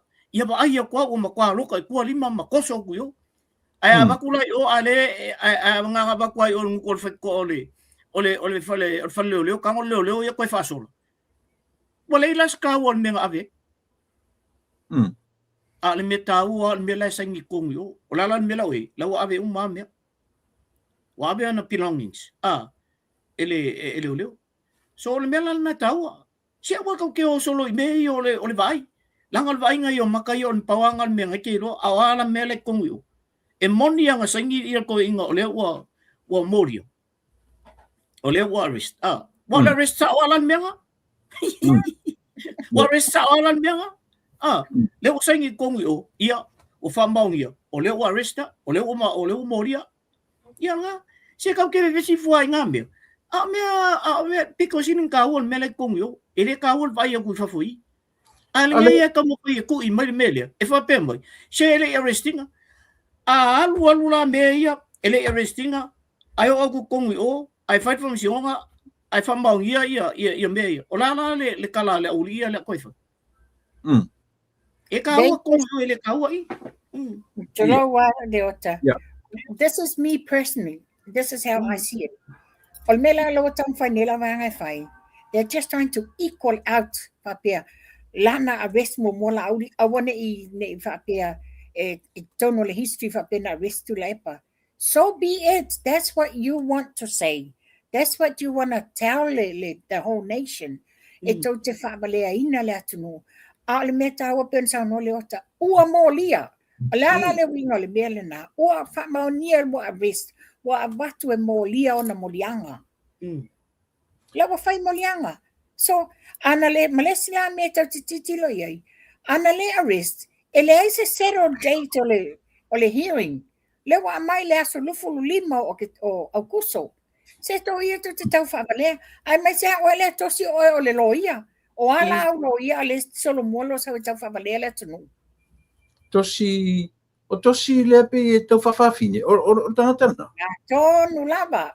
Okay. La mawhanua, i ate o taimi. Lena tau tino ai, he admitted, e whiunga le parimia, na ia tau tino na arresting a ia. Alea me ole whaingo whitangata na la tutalia. Olea sa whasamo le upule arrest. Tasa ola wa loka mai e whai ona molianga. But because o le sa tu wa noa le mtanga wenga leo, ina ua volunteer lava ia e sa vadivali atu. Lela ele a mai ngai la, ele i whapea wa a mai whatangata e a fo ele ali malo al malo, loka tongo la tavale But he was willing e latu lava ia pe a whatever he was doing. Pe fo ele fionga i le ali pale mia le teimina na fo ina watu e leo e mai e loka. Leana a fio lava le fionga le li pale mia ia fai tulanga masani. Pe fo la melo tupu nei atu la epa. Lea wa watu o ia lea wa mai le stala bail out 5 conditions o le bail confiscating a travel documents and everything. Wala la wingal mena le arrest. Ua fai molianga. Ala la to mai te pelo. Yeah, I see it. Mota i oval tau whavalea i tangata anu o Samoa. Wa manatu i fo tau whapeo lo ia mo tau popoto. Ona tau mai le e twist mai tau story. Le ai, e le valea uma ia vali. Mai, o te lo le upu le pi tau nofo tangata ia ma tau whai confuse le whalonga tangata. O le upu wha Samoa le o le loka. Le ala ni tatu ta ua le upu le o le handcuff. Ai pau le na o le mea o le tau mwhaitanga te tau ele i handcuffinga i ale. A leo mana i ala tatu tanuanga. Pe volunteer, pe sa vali on his own, pe alu, pe toso le ufuai po le alama tuinga me iai. E once judge, whawhewhea le me tau o le bail without conditions. So whina. Ia, vo o mea nai o mea muli mai. The bail without conditions. O le mea lana le whea tuela o tala vo ilele. Pe koso o ele ufuai, pe handcuff oi. E tāua tonu yo. Wa laku kongu yo e whapea mai. Oi, e se seer kama lenga au mai. On koe amai leo e tua. O ngai koe aroa leo oi ar kou whale. E tāua la tonu o. E le tāua le mea kau ki vai o ki ei. Awa a waku ngeko inga le ai mangu mai se mea. Ele i engi mori anga whai leo lenga waku ngi. Ia wale a nga ako al mea le kau ke pisa. O mea la tau anu tato fokasi tonu yo. Na moni a le mea le na sai ngerto ina le. Na moni mea la whai leo tonu yo. O mea la na tau sai. Ai waku ke pisa ia mea. Wa mea mea le kau ke vai au kei. Ai ao lo kongu yo. Ia o mea mo ila la wai kongu yo. Manei. Ama whanua. What's your take ki le mele tau o le bail without conditions? Wai kolu vaenga o conditions o bail sia. Le bail without conditions still consider o le arrest. Well, it would be the same. Yeah, good.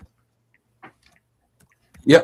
O le lei ata tō pai uma I vaenga ia. E wansa I lo tato nunga na wau. E wansa apply ili ngole o le bail. Meaning, ua mawhai o na yeli tupe tongi a mai o I tua. Awa iei fo ia tu unga wa whaia. Na ia whaina mai tua.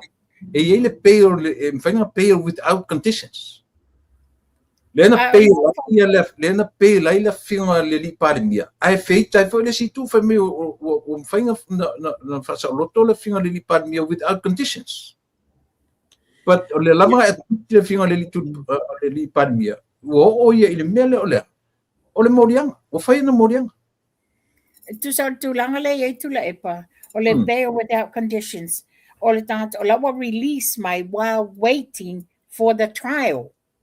O le mea tonu na iei le bail without conditions, a whapea iei le bail with conditions, ia like a curfew. e saingi fele aso le ale taimi te tau ena saingi. But lawa saingi without conditions, paula mea he can't travel, ai o le tūlanga na iai. E sa we whaatalitali iai, it's mandatory, the requirement to attend court.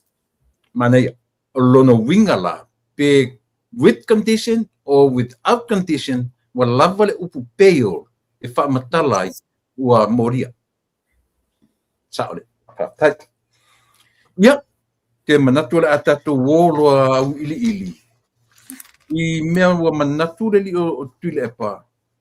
Ala atatu, atatu le o te to tasi mea ia mo o rusunga, whaamole mole.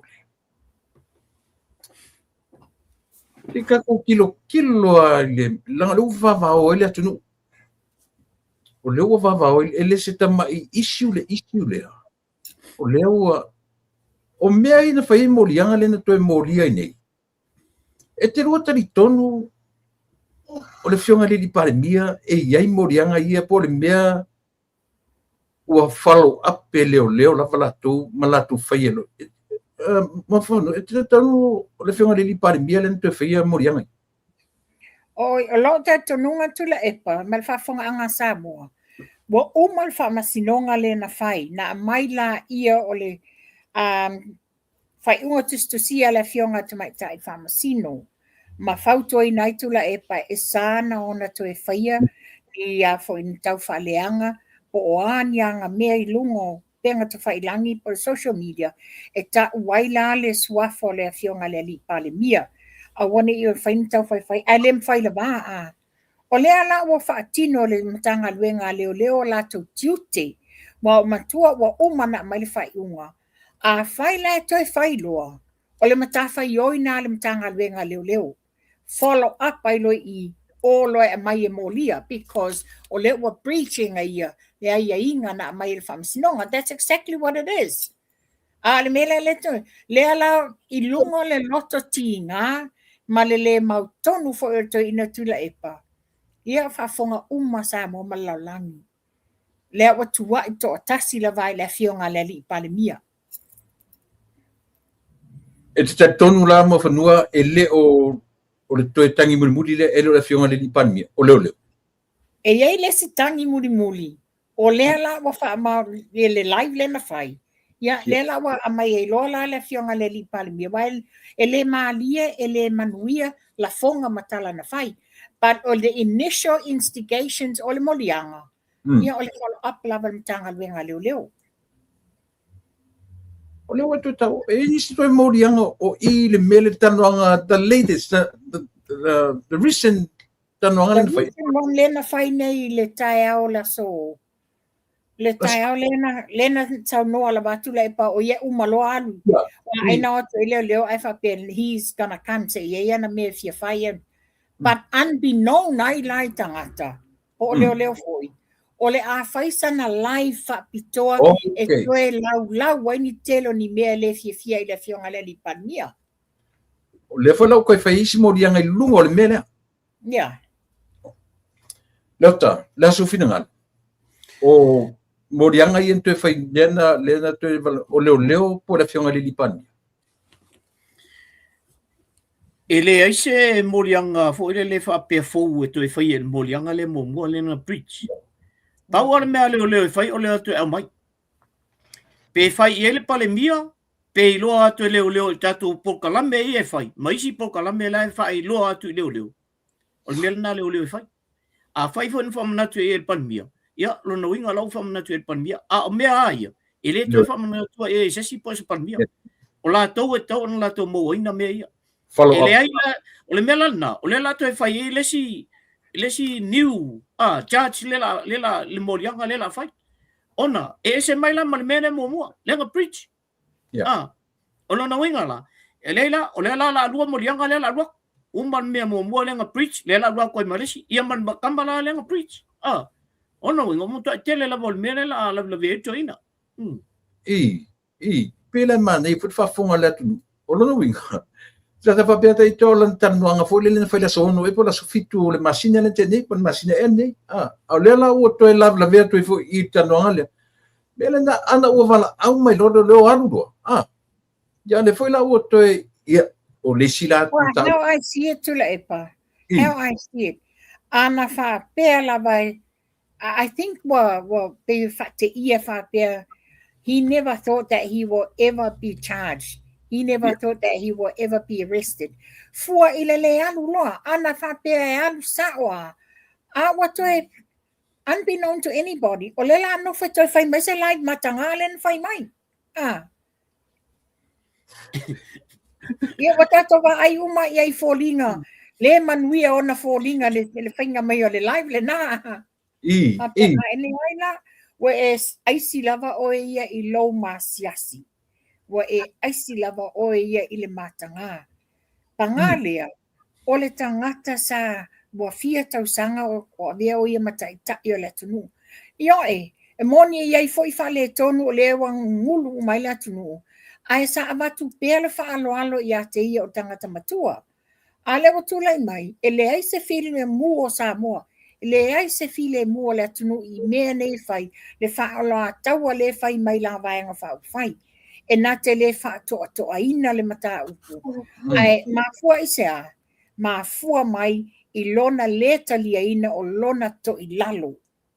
Ana malolo fa tamali e le ai se vevesi o Samoa, fa penei, o le ai umala tau le manuia le wa amai ele vaenga fa fai a mai se fai ngā malo o le wa tula i mai nei. Malo faftai leota la so finanga. Se mea tala fea ngai le toi ina lo naita ma au mai loa ia mata upu o le alu e ave maana morianga. Le o tola lau mai le atunu.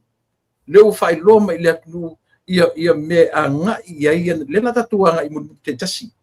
A o le ala wa ai lau sila fa tangata i to tonu you as an interpreter le ale lau wa ai me e tala fea ngai to ina no nei tola lau me. Ata tia mai le tu fa Samoa, mko sola to fa ma le utanga to ina.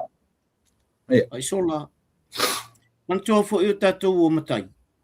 I ei loni mebe vesi e mo luta i le tai o tai au i tono ainga.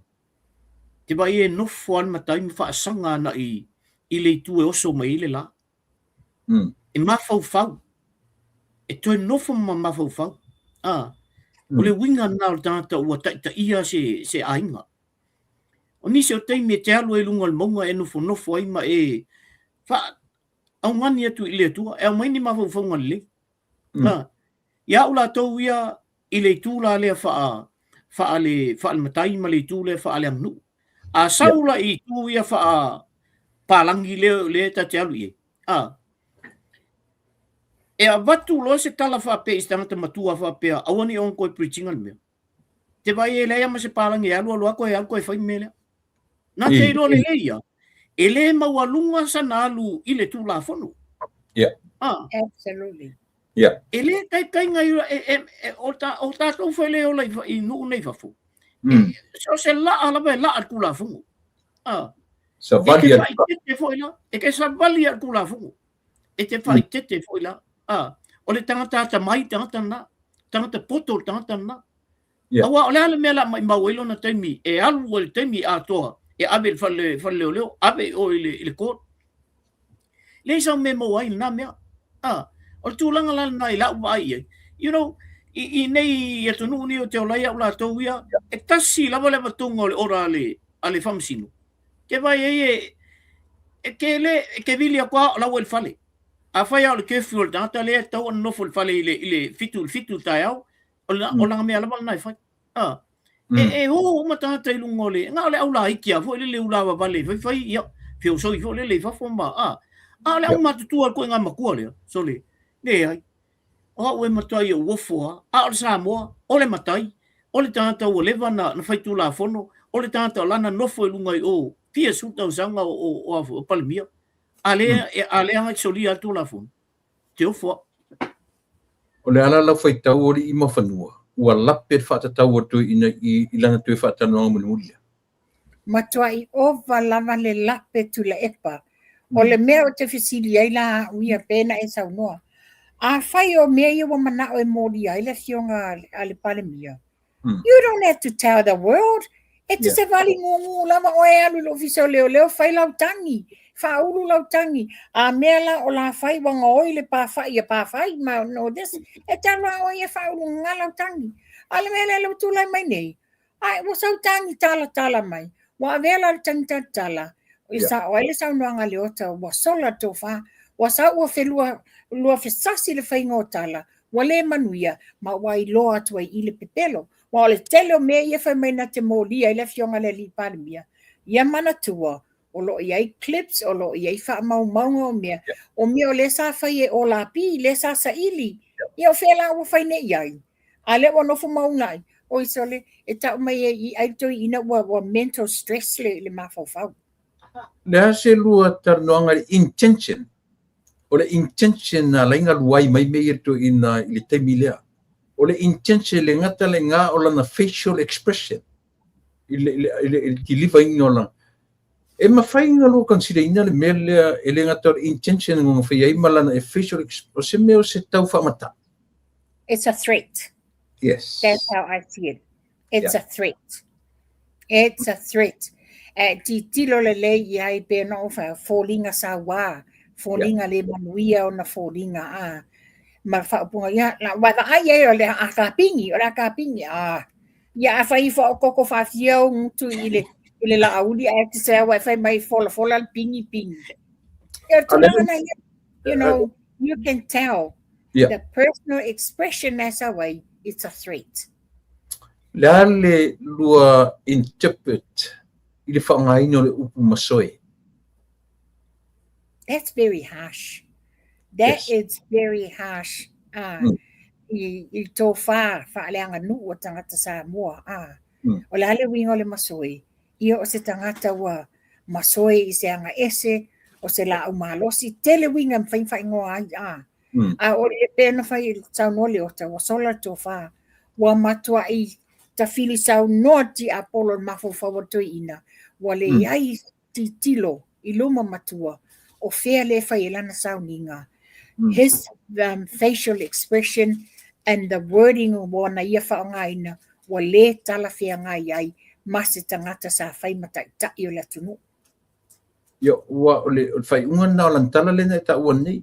Se ka pingia kuala ia si whai apa I antoi. And not only that, tula epa. He turned around and said, "Yeah, if I fefea se o te fefea mai a te le fefesis." So he's threatening loud. Yes. A lea le lau interpretation upule ua tumu le fua ari leuta. That's how tala le ua tumu le fua. I nei mo to sanga ma vive singa ele kumu le fua ngaki. Ia, o te tatono au ia tato o le upule o le masoi. Yeah. Pato o te whaalongo le I le upule. Mai le taimi, na masoe ai le tama ainga. Yes. Tau te whaalongo le upule I. O whea le mea o iere tō whaamale utanga I tō ngā mele. O le upule nei e sea wha o ngā ngai sisi. Ai sea, langa e o ngā lona, e o ngā lona le upule. Le winga lo. Le winga.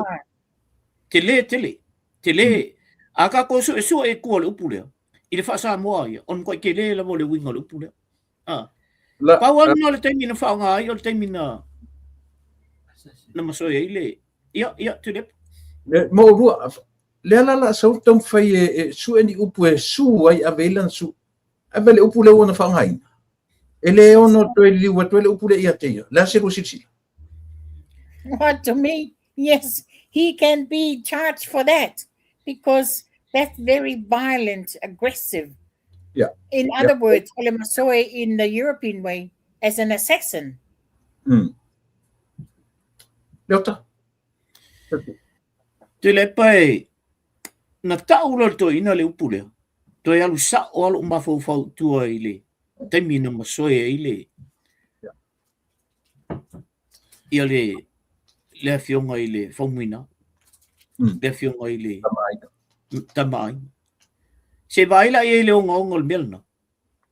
To e ka kia sa o mai lava le mena tupu ile I tamai. Ina o to e tau le upula. E te le lona afianga. Fa fea la le ainga I o le tamai. Ina o to e tau le upule. I'm talking from experience because o leo te dio matata na yei mena tupoi. Ai koe aku i oi lesi i kongon whamsingonga. Ai koe mention na i sesi se upu whapeo. I le mea o le no i. Koe a mai a koa mai koa memories o mea. Yes. Mea lana le whai atu e au ngonga le upu lea. O whaarongolongo mai la ia i la tu fo i o lo whiangai malo ia le li pāremia, ma ia po la whiang fo le li pāremia. Ta sina lea upu pe e te tauna taket ia i le la tu fo i vai. Upu lea. E ngā fo i le baba ia i le vai ngā lo ia ale nanga a whape tusa pena mai whaatala sua. Ele i ese fo ringa whaatala sua, leo tatu tano le more face expression na tangata ita, po le anchor. He said it out of anchor. Ia ma le tatu tilo iai o fea lare foi tua na avilan tala o no ia tasi lale o nga foi tatu tala no i ia e tatau na takete e le fiunga li pali ia malana senga loia na tatu mai lo te tasi i mata upu e fai mi o finanga o le vainga mo na fai mai to ina tasi le mata o le vainga mo la na su le la ave su ai le pali o le tau alanga le li pale mia ma o ia na tau solo mua o li liu e tangata le diaspora. Ia po le diaspora. I le nofo o ia ma whaatawina o whanua o Samoa i fafo. Tatu amate li pe o lana vaenga momua na o lana loa sutlela tapena ave. E sura auli i le whaatawina o nofo la auli matua ia. Ai o te fia mamlama o fea kongu o ieni tu susinga poni mea tau lauli o lo i melea si amata mai i te oritina whamanu. Tula epa, o le fesili la le te fesili ai. O a whanua ia he's referring to customary land or freehold land? O whanua tau Samoa, customary land. Okay. Mua, ele i not once ua whaapea le fionga le li pale mia a mea ua saul e tula e pani whanua tau Samoa i le atunu. O le mea le sa tupui i, you and I tula epa, we were both in SSIG. O tātou le sa tātou la langa ina le mata upule nei, ona ua mawhai, ona liliu, le na whaasaini o atu ia a whaapea whatetainga. A whapea o au nei mo o siblings e toa se fulu i mātou. Le ia se mātou luas fulu eka whanua whaleanga nuu. Ai manatua la o whanua nei. E equal right umai ei siblings nei toa se fulu. A wawai ele mālol tu la whono ma mele nei. E selekte mātou o aila a whai mata i yulu. Paua la nao tangata e saini le whangua le agreements lea. Le abatu loa saini ele MNRE. And without further explanation, once a single MNRE, then even ole tangata le ole sa ole ainga, we no longer have any saying or take over le MNRE.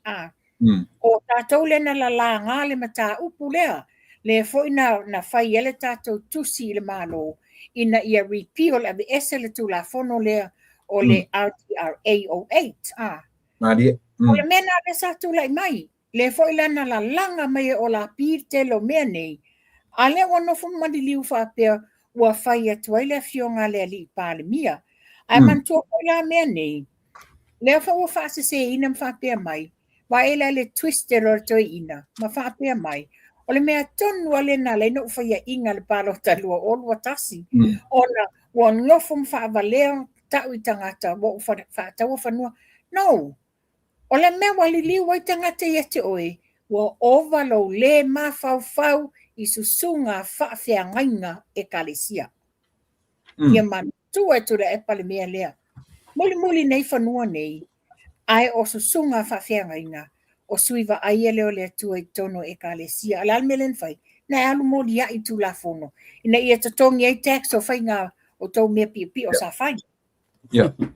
Mano, whaftai, o le e ta mana ia le melo a mai mo whanua leota. Ia, e sa, moni langa o tasile mta o pole SSIG na langa mai fu vai te mina. Ia le lae a fie ma le RTRA 2008. langa ole tangi na to ina vai mo mo le tangi sa eva ai e ni meta o so fala o de mali to I sona tua ia o le fionga le taita i o le tua ngai ini whatawina on whanu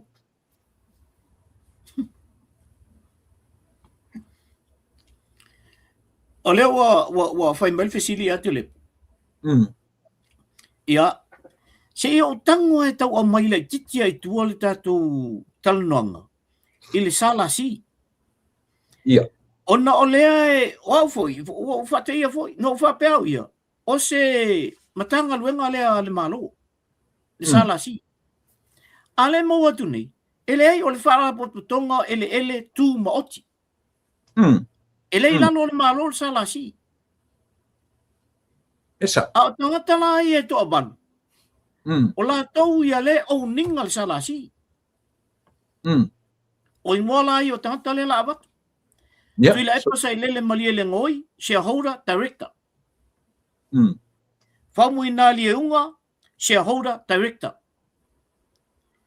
Tupai ulai la vea director. Awalua Samuelu Enari, director. Aumua Ming Lengwai, loia director. Misa P. Collins, director and also owner. Whainu lei Edward Nelson, director. La Vasa Malua, director. O ko walu nga. E oninga le mele. A le nei e pepese le tunu. O le mea al malo. E le se mea al malo le mele. A o tango al tusu al connection. E connect yanga I o I kama sao la yu. Lea lai ei ona pese mai ei pea le to tele le to tonu le malo le la te lor mele le pese mai ei o fanua ia fa ale ngunu le wo ngofo ko ia ko inga malvanga le fa tawa nga isinga ele ai o la mo mai ei loans ma funding salvanga le mo me fundings ele to ia a ole fa nga ai fanua ia samo a ola te me to mai ei singa fisili mai po fe fungua ia le va ko funding sia ai lei mase me o fai runga fongo ia langa ling lak fongo a mai nei la singa ai sual mele le mel na wala na ko a nga a het ko inga I le fai mai mele ina ia ba ese ia mafu fo tangata il mele I le vai linga leota ni le fanua te lea sai luma e korisio avele pe kemi o ngai sa yai mo me pini swimming pool ni mai yai pa povi ke kele ngai luma e lang ofisi levo ke ko o Samoa ai yai le temi na mai yai fa idunga ngor se lauto sanga korisio avele o na ua o mai saina luma e korisio avele sanga ke ro si fia le vanga le te fatu e tau tala fea ngai mele ua tala no te mine I tasi na fasi whanua. Nā tonu atu lepa. O whanua na le whai e nei ia mātou maunga ia. Langa fo e whanua I lunga I nā e peia o aifu. O mali toa ma se montafu. Pe o le lua na le I whanua lai lunga yo. Ale so aku nei e mali e tau. Ia whapea fo e mātou fo I tū ia. Sole, ai. O e sen mela ua kupo e lunga yo. Wake ia wa whatau e tangata ia mea. Ale ngofo ka kai oka mea. Mea tonu ala le sa wad mea na. Langa o mai au sainga. Whao ia kupe anga o mai o whangoa ia. Avelo e la wari la whangoa la langa ilo o iei nisi on no fwai. Mano. Iei nisi on no fwai na. O le whanua le te silingia tu la epa. Ia. O le whanua le te silingia, yes. Avele. O le whanua le nai, lumai avele. Yeah. Le sa iele pa povia le ofisa o whatoanga. Yes. Ka ina ka iele livestock. Ona taimi ia matou la itua o ngai St. Mary's I Savalalo. O e whaile ki liva o le susupovi. Mo te o tae o le sosa, o le tae o le stonai ma le fiafi le stonai a sosa, tae au ma le fiafi. E a mai le susu, e ave le susu al fale mai, ma le susu ale fionga le au malo, ia mali e toa. Ia whape susu e ave yuka le noftu mau a le USP i ala fua. So ina sa ile pa povitele la va. Sa ile pa povitele le agriculture a. Awa te ilo te toi latu le sitau sanga. Ai, wa matua i salu lunga le sake like ma le pate lea saina. Overlooking na. Overlooking e opposite mantua e opposite le lele fanua lea. Ma le mea o loo i sa yaile ofisa a le embassy a Amerika. Le fale leo asi e keni le na whaatawai. Ia lalangi. Yeah, I wouldn't blame le afole le embassy America if they want to relocate somewhere else because wa mawalalo le fale mapama mawalunga le pa wa extend lunga le pa overlooking down wa ko kike vai sa ai tumtum maunga le fainga le pa asaina. Malo le ala lau sila le melo a melo ta mo fanu o salasi le te I tala le tule pale la na sui na ia lauli al mali ko wa faitala wa uma fanua customary land fanua tau samo ona ia fa taua I fafo saina fea po fea lava fa taua salasi la so langona le banga le salasi ministry o la se le ai o le salasi o le vaenga tuma oti lea tusa in other words o le vaenga o le Samoa Land Corporation o le nana ta o le vaenga tuma oti ai lele stale lalo tula e pa mai na tau nei ia mantua wa maliu ia famunali unga wa maliu ia la masa I'm wondering o ai umala tau lawa in replacement le taimi le nei wa le mea le sa fina wina te lo taimi o le winga o sala sile nei e leo se matanga winga it's not a ministry not a ministry it's a corporation lewa wa fai e lato ale e director ma land ma owners ai lato le nei lato tupe I fanua le atunu yes tulanga na le tulai mai ia le leila leo tatu pa I le mele langa isea o le va o le atunu me ia le fola to eta wanga fola tatu por cara mele to langa le meno lo fa pe o le vaenga tu lai mai e sui e tangata ia io le corporation le ala o matemi o fia me o ala sui o temi o fia me I temi o le fast ia le salasi I don't think there was ever any amendments or changes made. So are they still under the same people from Tule Epasira? Tule pama mo fanua. Ole kani ole upalangi fo le ave mele ole kani on mele on fa ele oli. Na forma le oli ole salasi. No foloma mai ilalo ile MNRE. Yes. No foloma mo mogo mai ilalo inga. But definitely is a corporation for them. Ola ko we on mea. A fesili la le avo I tangata ole o Samoa. On fai mai le ele o anga ole MNRE. Ala la file le salasi. Ela la file salasi. Ala ko ngale amwe ave uma kupe. Al mkanga lenga le malo le yene. Ole MNRE. Ole me fai la teo foi. Ole me teo foi. Ina wa fai la le tu la fongo nei. Ina wa fai le tu langa le I fanua falanga nu. Le customary land. Le o ato I tangata le stala. La tu le sao le stala no de. Le sa fai la lo MNRE. Fia me was the minister at the time. Yes. Why didn't she make the changes? Why didn't she make noises, alarm noises, Fabia? What the town scrap le salasi? I let direct me. She knew all along. Mana tua fo I tule pammo fanua. Desi minister le ngami sky le fast. Le na fisilia I minerals, silingia I o level o me vo I le silingia uma mena. Kaponi. Alalan talan fai mai tono le ole ala vai sefeng ia fanua malo. Ale mo wagni. Ale mo wagni. Siweba. Ale mo wagni. Kama uma ia le mo wai kupe me. Fa fetai I le atua. O koe me milo ele kua ka uma ia al fas lengo mai kongi. alai lau keiro me o la fu i mo la ko me Whawhetai te le ia uru. O tā ua ala tatu tara no le mele. Langa la leo ua whaasa o le tala. Ua umar te mi no fo ingo moar whaas I lalo fia me. E leo kwa sui ala tangata I o saule. Leo suia. Leo se suia. No wanta la ua mafofo ele malo toe fo I uma ele lalo o le a fo I. Land and Survey. Na tonua.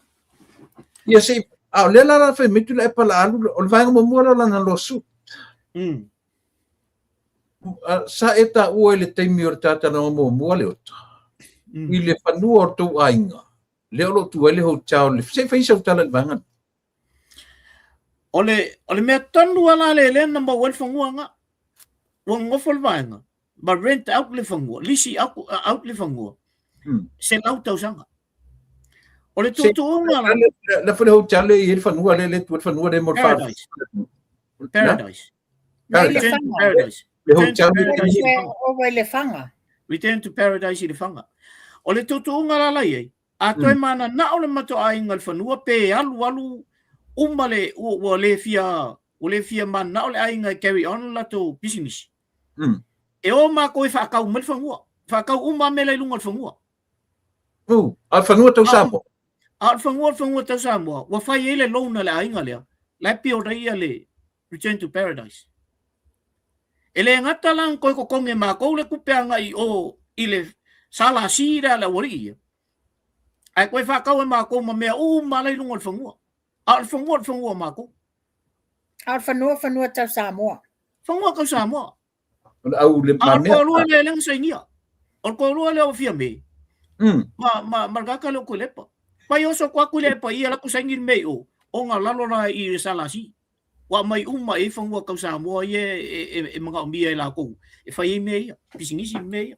Fia me is no innocent bystander o ia le sa min style MNRE. She knew all along. Mana tuala le case o le fanua le I Return to Paradise. Le sa patautaya e a foi. Ile ho chale ke mi la ni ho chale. Return to Paradise. Ole ngonga lo chao. Return to Paradise. Le fai mo le aka fa ngange to Return to Paradise a Kerry Cooper. Ngo ina fa Leilani. Le famasino le sanga fainga le case. Le lana fai so enga Leilani dig deeper. Le na fai a mailo e Leilani le fai unga tau sa o le tumalo. E le o te maua la tau le fanua. Le na mevesi tu la epa malavanga ia. Na mevesi e na wa mai sa o e Leilani Warren. Le fai unga according to what it's on. Me le tu si e lunga. Le venga le fanua I le sala si mainga fai ele loan. Ona walu. Woi fo le nuu ta ofi le toi whaangaina le hotel. Ona le o te tōngia mai le tupepe na sa fai ele agreement. Kaukia. E matautia. Ta lofa whainga malo le iei nei. Te le mea o lo whia ngai malatou. E tau wha soa ele taimi a mata na kilingi atu telo le mesi. The very interesting point here kia ule mele uka kukarango iai. Langa na iai le taimi ai fai mai na ataka ka haka vekimi nga kaimi ka kore SSIG. Ai sauwa tu le fai mai le ai o mea ia. O le sui al malo sui members ia. That was an excuse he gave. Avela le winga na tala. Alela wa uman no fo inga mo mua le fast. Under a few meses Lela ofisi le atu. Alela ke lua kani mai. Ele ai masesi o kanka ia sui. But is that still exist? Salasi. La lava exist la lava ia lai to tonu o pepa fa maunga le no tango nei asa I. Da ia. La exist onga se longa e pasiele lua vai tolu nei to e sui ai telo tu la fono. Fato ama faile na faile tu langa lea. Tele o mea pipi o le fetaui le manuia sa fai. O le o tatou o leo se fai tasi tala le. O leo o tatou au mai e lunga le melea. Langa o leo o so malto ina I. O lai fifi le mule malo. Ona o lai tau mawhai. E pasia le tula fono le. E pasia I le lua vai tolu. E pasia loa e vaisi. Langa mai lo e lunga mea ia. e le mfenta tu to fifi le mu me ia Ia. langa o ia no sa fa me la lo fa lan su Sa o le sa. le mfailan ka ko fifi le mu me ia o ia le fa mai kia o fa mai ai awar sa wo number 1 o langa number 1 na nga ke su winga parmia o ia le walu fa lele le tala i fa fo o ia o tuila epa le na te fa tawina fanua o sa mo i fa fo lo pure fa ma fa fo na te fa nga saina po palangi po ai so fa fo include o mai avanga so mana i tele lan mela ua te no man tu foi tu pa i na i foi la tamai nei ala interno ana ile island foi le la tu ali pata na mua tasile na me o le foi e afia i li mta pula tasile na a farango mai ai nga ali pata e ana le island le tasile na mta upu le la uta tu langa tu pa i ma maleota ele la chichi le tau o ta pula uta tu tanto luai le no fofua ma mai lunga i ian le la uta tu no ye le la farango mai la tu no farango mai If you've heard it, tala ina wa e mentioning na mua. yeah Na fa ia I lungo lau ai. Le suli o I latou. e ana Iai le latou. Ile na mua. yeah Na fa I they table everything with me. And bawa latou te talo sia I whainga ma lolo tu lai mai nei. Ia maua le lua vai tolu sui tu la fono. E toi la langa le lunga le keiso le lato fanua le na mua. mana tu foi e tau attack o de temi e fa pe tu de pa oi o nga ko kinga nga sa ke e lunga me La to tua ia tu le pa ia fia me wa o ia sa min star at the time and fia me knows very well. Le lao pe na sa no le ota le sa langa mai e nisi il fai pule ma se min star le ale fast. Le ale tali to susulu tali le atinu. O ia le atoto. That's a lot of BS. Le olina, o le o mai la o le afu MNRE. Yes. Wa mai la ele fanga tele o le ai le ese le mali o le mele fai le uri. La o mai la o le MNRE. Na pe la ia le o me al malo. Al SLG, SLC ele ai. no all this time ele se me pakingo el malo el salasi No. Ese me al malo salasi. It was never. Ina ua faile fesuia inga lea o whanua whaleanga nuu ma whapea mai. Ma waile ava noa ma wai tupe a inga. That was a live bait. E atu la le sao. E latu le sao le a inga. E fili le a inga po ai le latou sao. O le sao le nā. Le la latu e seini mai le tupe. So mantua tu le epa taima tato SSIG sa tele tato fsiringia. A whai nei la e latu le sao saini. La saini to atasi lavanga le ngō le sao. E le o latu le sao saini whapea on behalf of so and so siblings. Ngā latu le sao ia saini sao longa ingoa. A mai la whapea lima se lau le tupe maua le vai aso po le masina. E pule le lana whailo. Pule le sao pe ma se pau tā la ma le ota. E pule le sao pe e avise tupe ma isi o ngā siblings. Pule ta whitau no ai la le sao I. Ai mantua la e leo malama lama le sao. E lei wha malama lama ina fo I wha le lei. Once e saying lo le sao le MNRE, take over le MNRE, they've got no saying. Go here. Sao le sao nonga lea. So no Sao le nonga lea mo fanua. O le mela le e ai nei. Ala kula le sao foi le ai sao le sai ngai 4 milion al kawol fangua. Ala kula sao fa ile wali. Le ai mo long milion ai. Ai a mai fangua. Fa kau mal sai ngale. Avelo e la ko le si milion. Avelo el sao le si milion. Ai ba ele si milion e ko e fa pe foi le fa le ori e ke ufsilingia la ko. O le mela oi. O mamulu fangua la inga. Ale o forsa amalang kup. Na pule ale le sa ia pe ku po fe ave lang kup. Ale o ki akol ainga. Mo Venecia yer telo ainga. Mo Venecia yer telo ainga.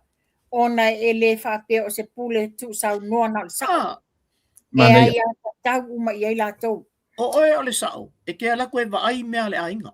ai le o ke la koe pule me le ainga o le ai me le ainga e te ai me le ainga o fo fa singo tanta le me alu no foi a fe mi sa i tanta le ainga po kan kala ngo fo fanua o ke la koe fa file mu o le me na sa o foi ai le pule se sa o fanua a wa ma ko se sa le sa e fa penal mo me ainga ele fa pe ai sa longa pule ala ia le o e fango e fa kau pola me te fai e le ai o te vai al file mu ainga e te alua te fa tonu tanta la no foi o si foi tanta ele tanto ainga a tanta tautua a fe misa ila tanta ia io o te la tu o sa ka se ala kala a un ko misa a un ko fai se pa se si ele se me o ko ke me fai ni pa ku sa ngo le me fa pena ia le me al me le o fe la uli ia ba ko sa ku e sin ku penga la kiki ai o lona ku ave uma ku tu pa i maleota there's a someone saying le te ru masani ai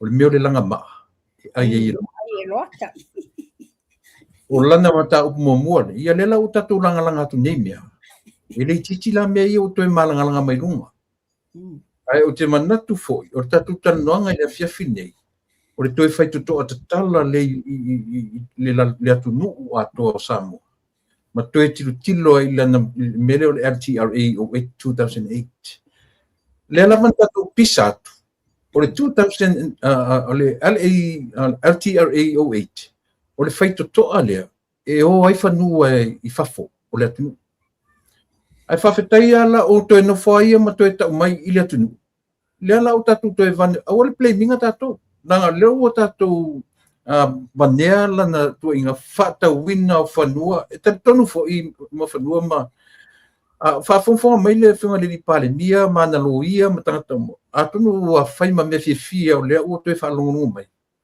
le o tatu fa malam la minha le tunu tu pai patu vanga mun mulle ya o en tatu me ese le langa tele sole mena o met mal o le teata le o tato analyzing ya na molianga se furu le na fola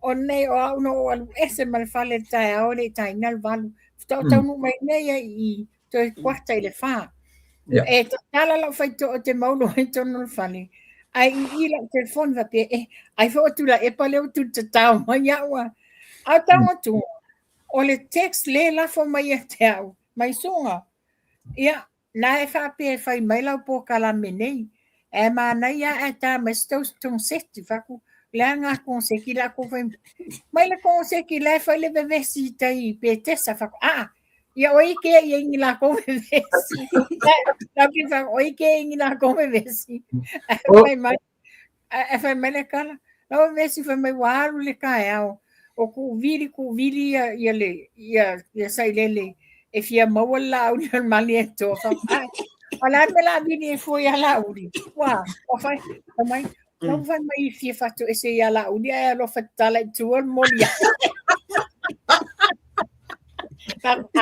ya vai lo tala fa finge o si talo fai mate ai tu vai ala ela te atai o sa o kala ko mo vinga pusul man vai alis usu asa ku fa me wala ki o le mo ke va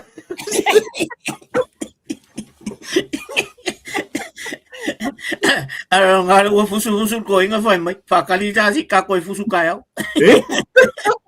me ala ke ai yo wa tala no ne ma analyze ma ne mau ne we've all seen how aggressive he was ilana live fai ale vi mai tale mai ya na wato e video su esi pale mia e fatto ese ai mo ai ave tualanga ya mo lianga fa kui fa sa oi lo fa finge talo fai mate ai tu oi bia ame sai fai sona o inga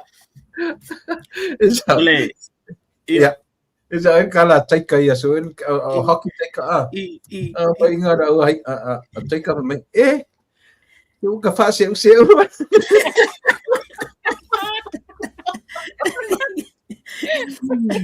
so ia ai ka ko o le ka ke foi ai ke o ku ka ai se kala o le foi mai o la o to ese ana molianga ia na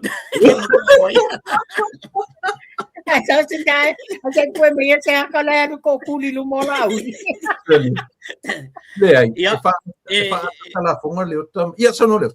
Ia, sa o lau sau nonga tulepa, e whaata tala whunga me ia. Ai langa ua ngonga tele tala doina. Mo masale ko mai. Ia. Ua whai ai lunga le pepelo. Oa umatua ia uwaful doina nei le mawhaina whai mai o ana pepelo i lunga whaka tanonga nei. Lai te ba ai sa o koe il pepelo. Le vili mai o le avu. O le loia. Le whamasino. Vili mea whamasino. Mai sia mau mea lai lau mea ko inga sa le o pepelo kere. O whapela i leo. Te whau i ni to ina. Leo ta. E te lo le pepelo. Wa pe wo ta vai se tangata vanga nge wa ta waso mal pupula. Fai amo i ti ti.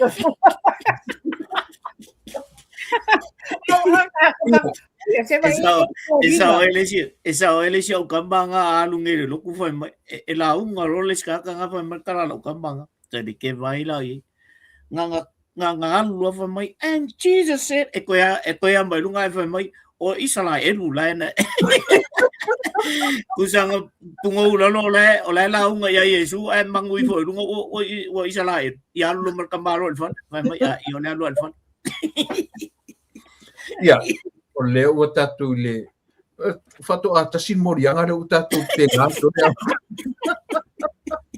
ma ia foi kasianga se ka ufaro longo ku por al mela oi le o tasin morianga le o tatu pega matua i longa la bona na e onga ta pu le le fato o to no foi ana file mu alu avena nalantang le lo faro longo mai sa mo le o le mata mo salasi ta mo fanua ia anyway ali I mafanua nang le no ta ua na nei le mo le me o ta ua le to ina o lan I ana morianga nei e bala aua I o ta to le ta tu te e a foi na oni ta tu matemateng ele ono fo le lei ile a foi ile presidente o le whamsinonga whanum sa whareta ua to ina o lo sa whai I tanuanga lea. E ielu tatanua. Nanga o lailo le leia presidente. O ia le sangata, o tu le epare sangata na matua ai, ta hari to e tu atu o le sate rapi I le tu whinga lea, whai mai ua matua. Ma te la tala to ina whai to ina, a lea ua no fōr to ina. Ma draw mai le sua whalea. E wha mao nia ana tala. Lea se roino. E tana whenga ia se sauno ia mo whanu. Tu langa le iai.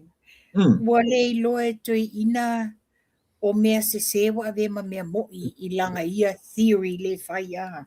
It's just because he wanted to draw the attention fa taliton wina tangata. No matter what he does now, be taliton bea, he will never come back into parliament as a leader. That's one thing that he should know. Le lawa avea le ina I le fionga le li pale mia masa waifa pia mai.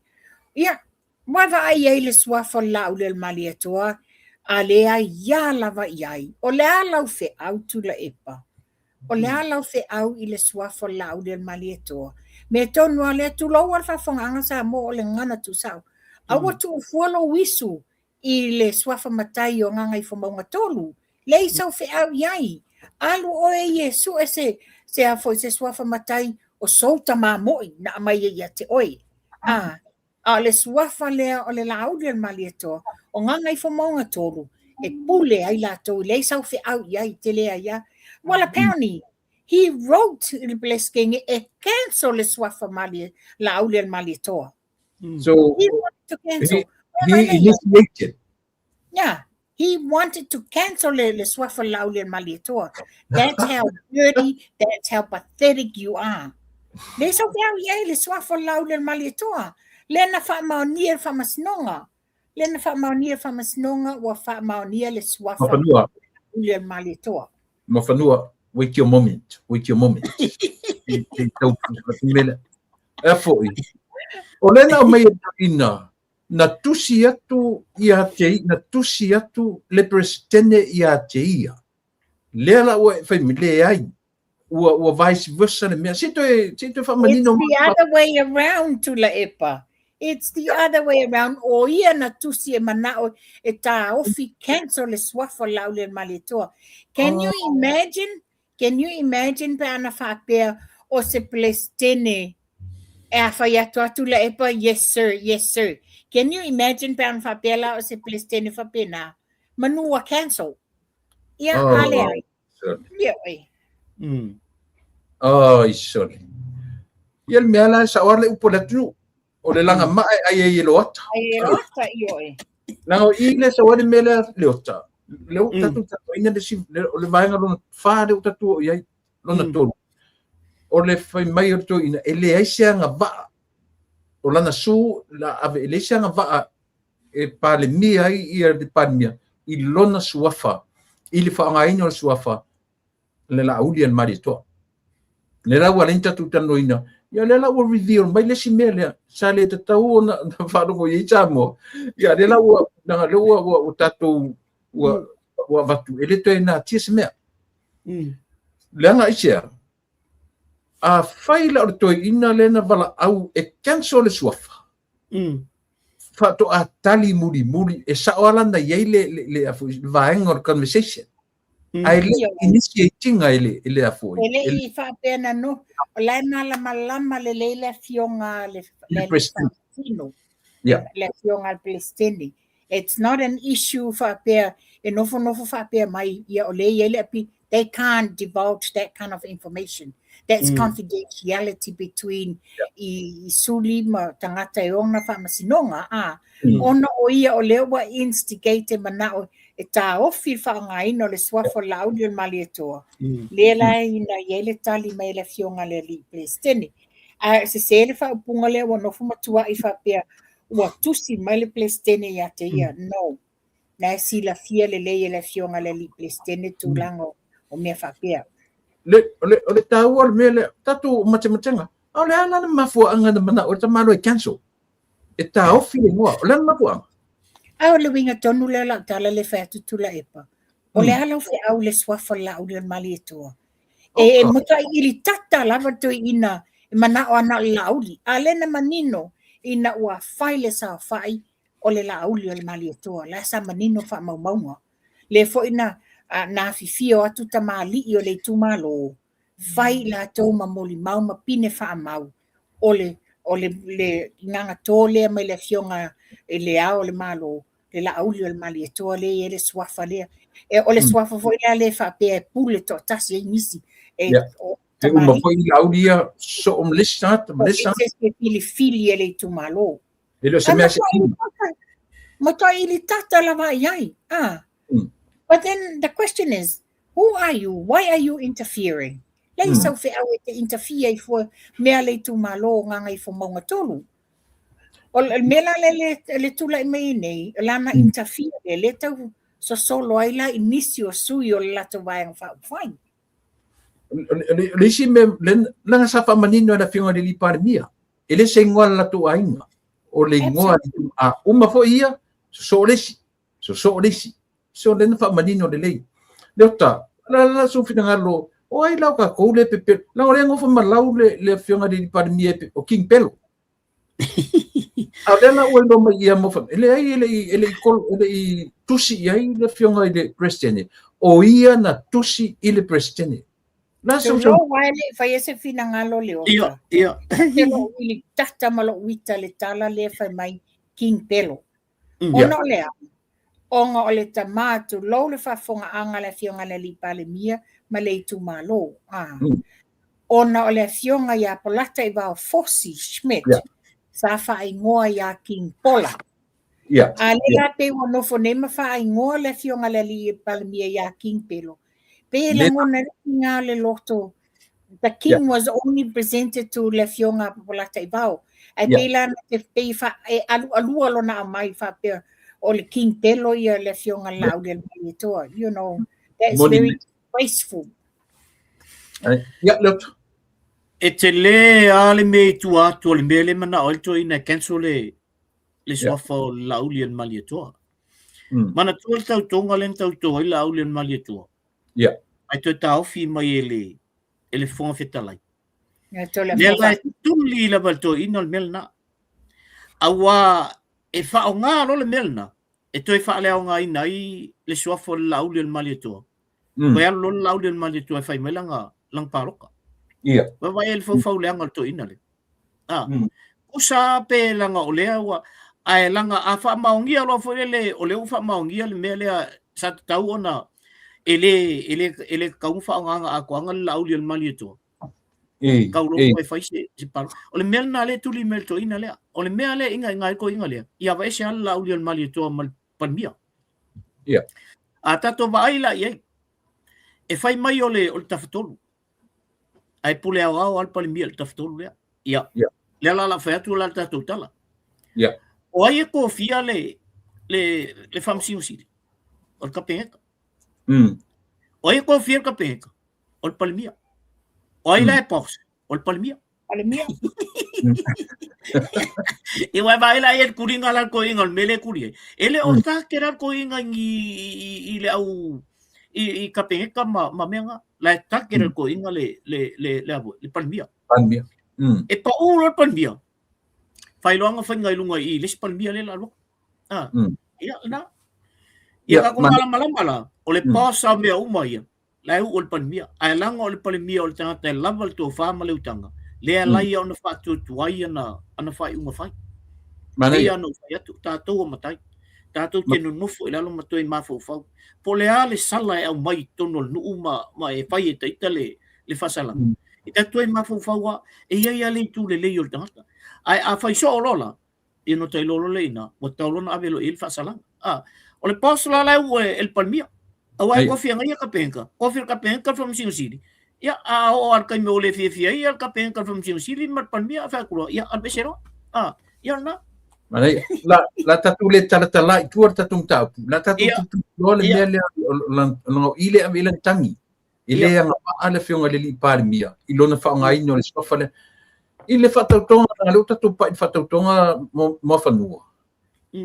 E te rua yen se rua langona a ole i tau fia mai ele fon fetalai ua uma na fesota ina se fesota inga ale li a tule e panga i fon fetalai ia tule e fona temi a o mele tau fi pe ala tu e fatoto te rua loa ni vai nga fau la batu lo langona nanga no tala no mo mo ta pombo ata tu ni chilo le eye contact o le fono le o ina ta uma ia tia na fafau uma le mele na fafau uma le mele aua ne isao le ngole la u le marito il fatotonga e ave uma ilunga mata o tangata te miole il fon fitalai e tu su e fa per tu sia tu lepa ele iai se temi fa ko a kilo atu le pa ilunga ina o tau fi mai na zo no ali i mo fonu sai se fo fa i le mele Tula epa. Ele tau matea le na tulanga. O le mea fau. Knowing at the time, ia tole fofa fisi. Yeah. E control uma tula epa tole fofa fisi mai la tau. Yeah. Wa leba fo ina sila fia mai loe tole fofa fisi. Paperwork la wai lunga o langa lau ile fa tau tonga le batu le swafa lau le malietoa. So obviously wa leva na uma na yaile le contact le mafa loa mai.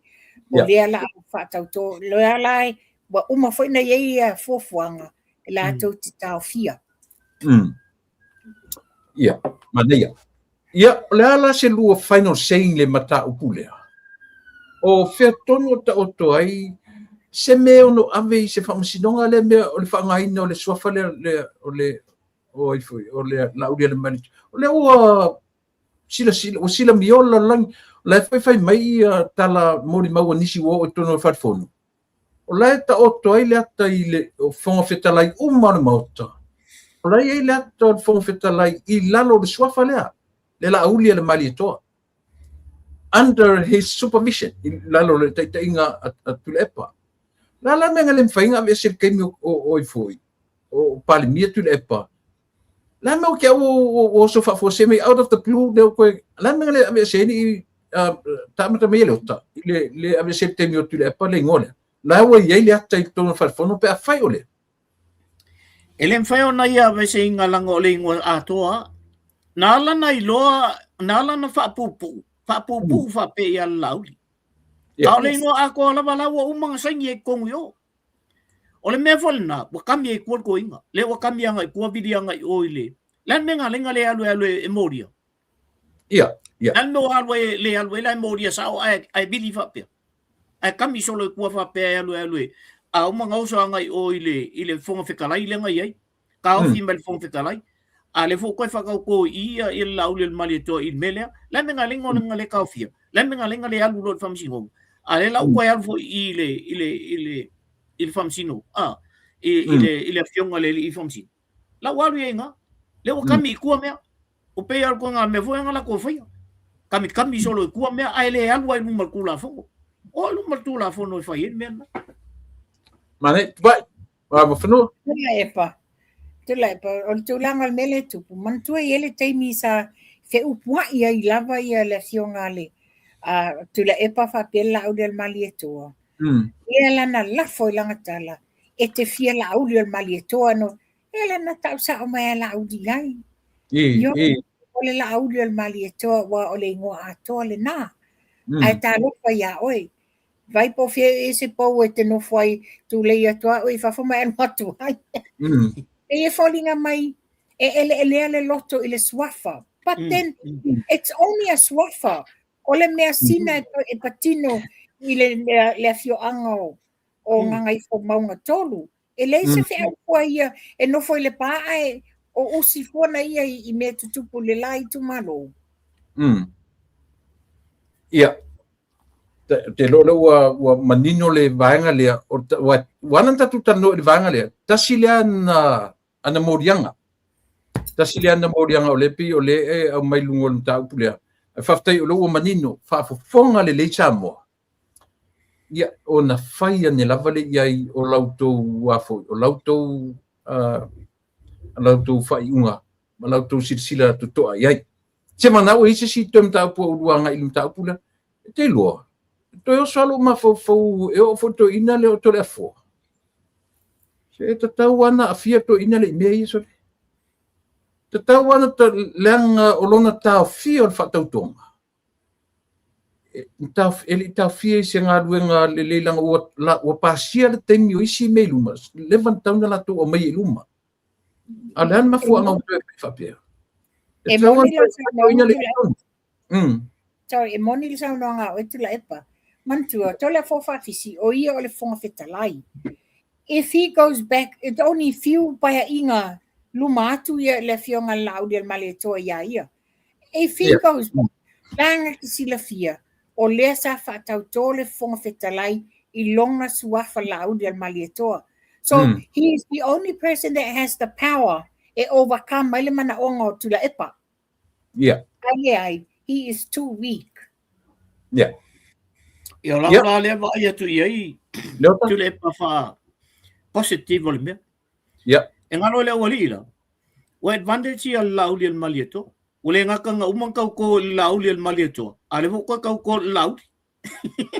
Yeah. Ia wa vai lai. O la advantage ia lauli al malieto. Both sides are. O lai malo lauli al malieto. O lang kau ko mo mo la lauli al malieto. Ia ko fai foi la ia le lauli. Ia vai lai. E nela se mea naka ko koe polepe i mea le uri. Well, in reality, elei masesi o ango i nei mea. Na ole toia ina a moso le nei. Ele ni mea a noa. You know, pe on sa no le fionga le li pale mia. O i ole teimi le nei. Na le lua na priority. Develop and protect Samoa. That's all. Lela o tātou tanga I ai. Le ati na ele wati na e si o tātou atunu. Ma le tau mawhainga le tau mwhai e. Ina I atinei a whala au whasaina. That's all mele e concern ma focus e la fionga le li pale mia. A o nei lausi I swafa le fionga le li pale mia. A le nei ai e ili tata I e tula epa. Ai, ana se mea maua se mea ai alona ai ho wasili. Yeah. Yeah. O te manatu Ona tatu te ni fora le tatu e tele tatu mta u ke u tatu le nga fatia ia mata upu ia fa mole mole. O le si mata upu le au mai. O le u fai mai la lo avela na su. Ona o saunoanga fo ia le fionga le li pa le mia. Ua tō fiala na whanau e no fo i tonu o tō whinga le malo. Ia, leo te mana tua le saunoanga fo le li pa le mia le whatu se i tau whaia li ni ofu vai o tō pepelo. Ia o tala whafono. Ai a fua mai ina ua whaia tu le li pa le mia, that's a pure conflict of interest. Lea, pa le mia oe. Ai toi sa whairo wa tali i whewhol. Le tupe la tunu. Le tante va ai uma i ai o lua le tofine maluso. Ele se pisi inisia le ainga e afu. E sa whai ele si lunga atali ile si pito, sani no le si pito, a fafine le si pito, le ama le a le si mes sani loa, taura in loa po le alava. Ele se pisi inisia la to ainga. Au lea la whai mai. Au mai ni o lufina ngalo. O lea whai mai la alue avela na su. Ona ua whapeatu le whiunga le li pārmia. Ua ia tofila na whanau i o tonu o ngā ruanga. Ia si sanoi. Mawhanua. Ia atanga i tula epa. Te le i o le conflict of interest. Leo na sau nola whiunga le li pārmia. That is pure conflict of interest. Mua, lo nā talii le sa CEO o tupe. Ai o ia le pārmia. Le yele faso soanga o tupe. Lona lua, o langa son-in-law, le CEO o le auditing and ale malo. Lona tolo, o le sio na fafine lea sai te tonu o le mtanga luenga tina matamaitai. Lona fa, o le sio na fafine le sa ACEO lo ia i te tonu le MNRE. MNRE, the famous MNRE, i le teimi nei ta whaiesa la si manei maumea. Malesi, lana whanau le sai New York. Yeah. Lo atali i le sai New York, ma le daughter in law, le sister o le sa abea ma Loisi. Ma lo ia sili le na wha malolo e fia mei. You know, tele na wa i mea, whawhewhela na sau e whai mai le pepelo lumo le atunuu. Whawhewhela na sau e whai mai le pepelo lumo le atunuu. Le manino. Le manino la na whanau le sa abe tu i New York. Wale o to ia se embassy ai sa run le lana whanau le to New York. Ia pewhala tu langa le a mai mameo education. Ia ona tua le taimi le a yelo na son o ia lana grandson. O lana grandson.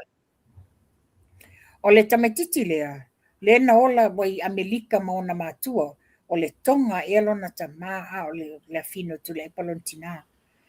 No foi America. I don't know how long they have lived there. I tau no tamatiti Samoa after the Boxing Day. Lesi vai yaso ya January.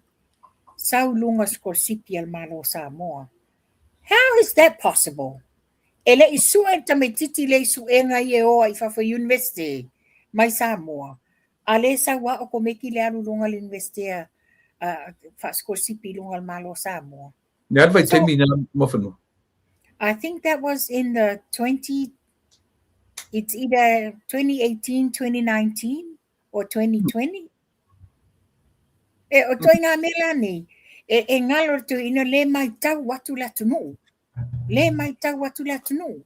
Ia lona lua, le si o langa granddaughter, le awhawhine o le li le sa CEO o le auditing. Ia, le tentitina, lea sa mawala na pepe au lea onga.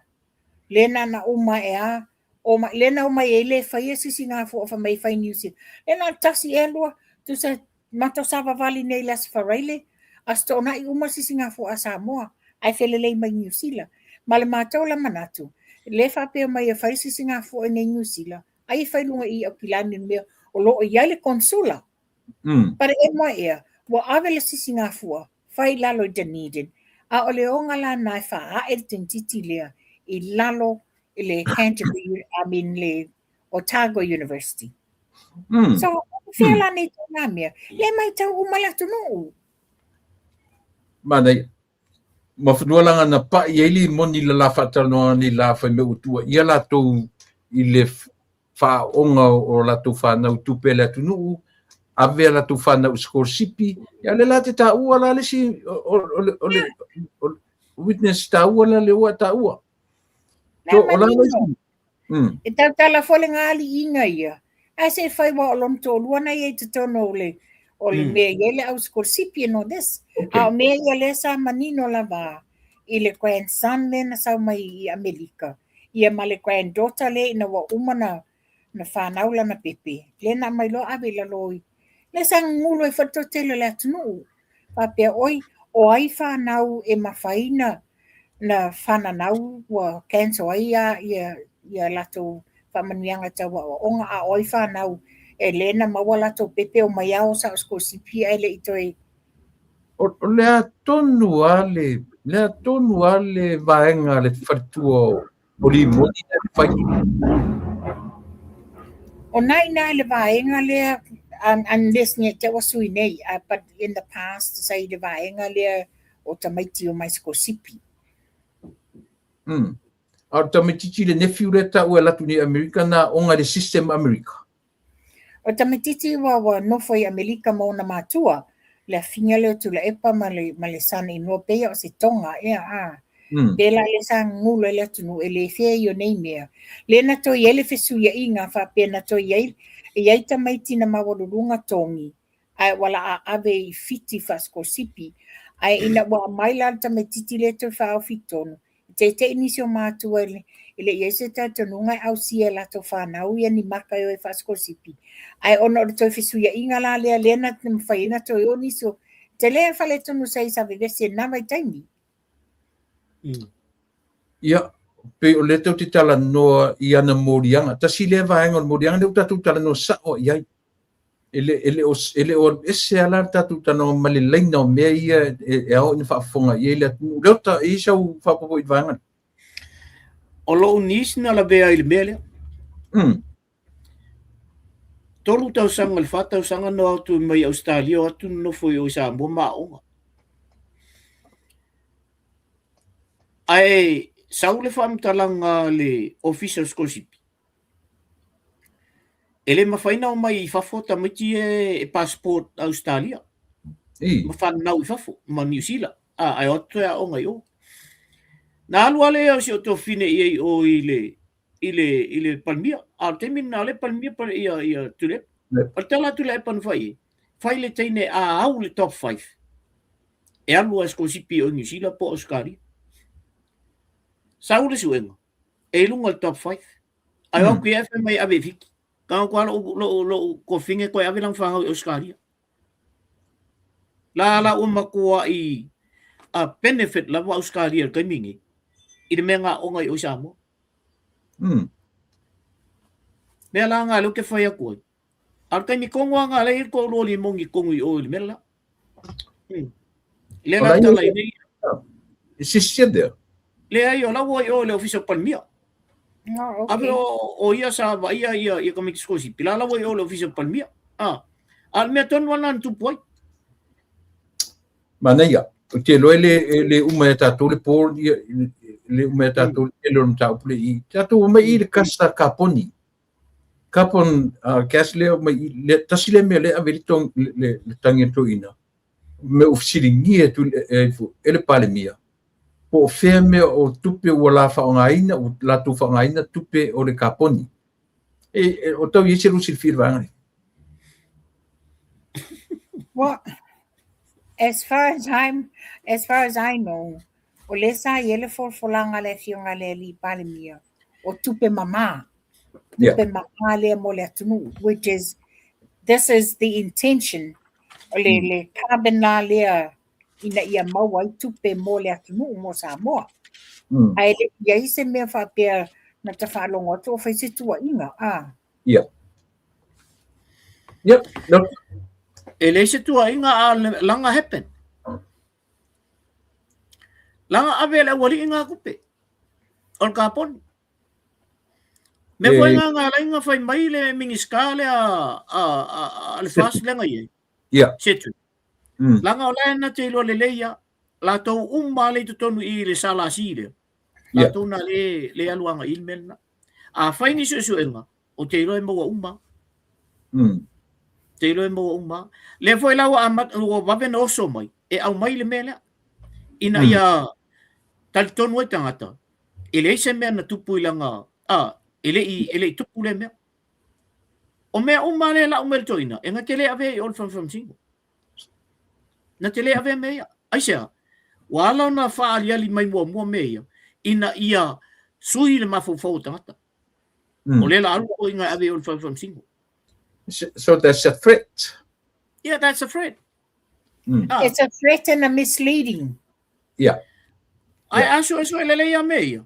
Leila lo umma lava I le sala si le ala uri. Manea. Lai malamba I le inga setu. O power met fa no ia setu ko le lantala len fe me auto episatu se si ile RTRA08. O le o mana ve se fa no I lalo tu la fono le. O pepelo le tau I pelo na.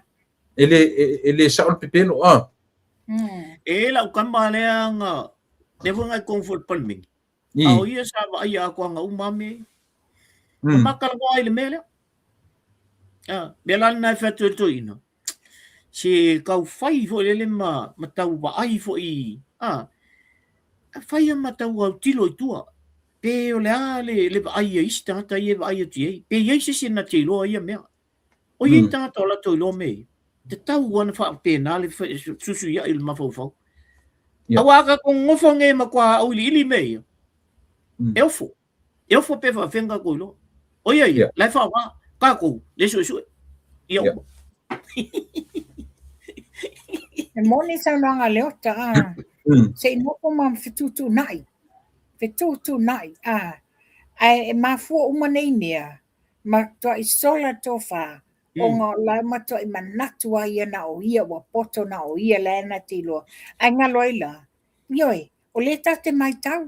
O le te sue. O le te va ili uma mea a wase le lei o Samoa. Yeah. Haftai, na tau tupia. O le isi baenga leo whapea mai. Na whaile te taun sa mania le to olua wa ele. Le tina ia tupola. Ua o atu tupola I lona whale. La tupola iei le mea lenta mawhai ia tina toe tau atu ia ia. Ne lala o mga pula alu sa mangia e ave se sa mangia o fine lea. Tasi le vaenga o lantangi ne la mai. Ia saunoia.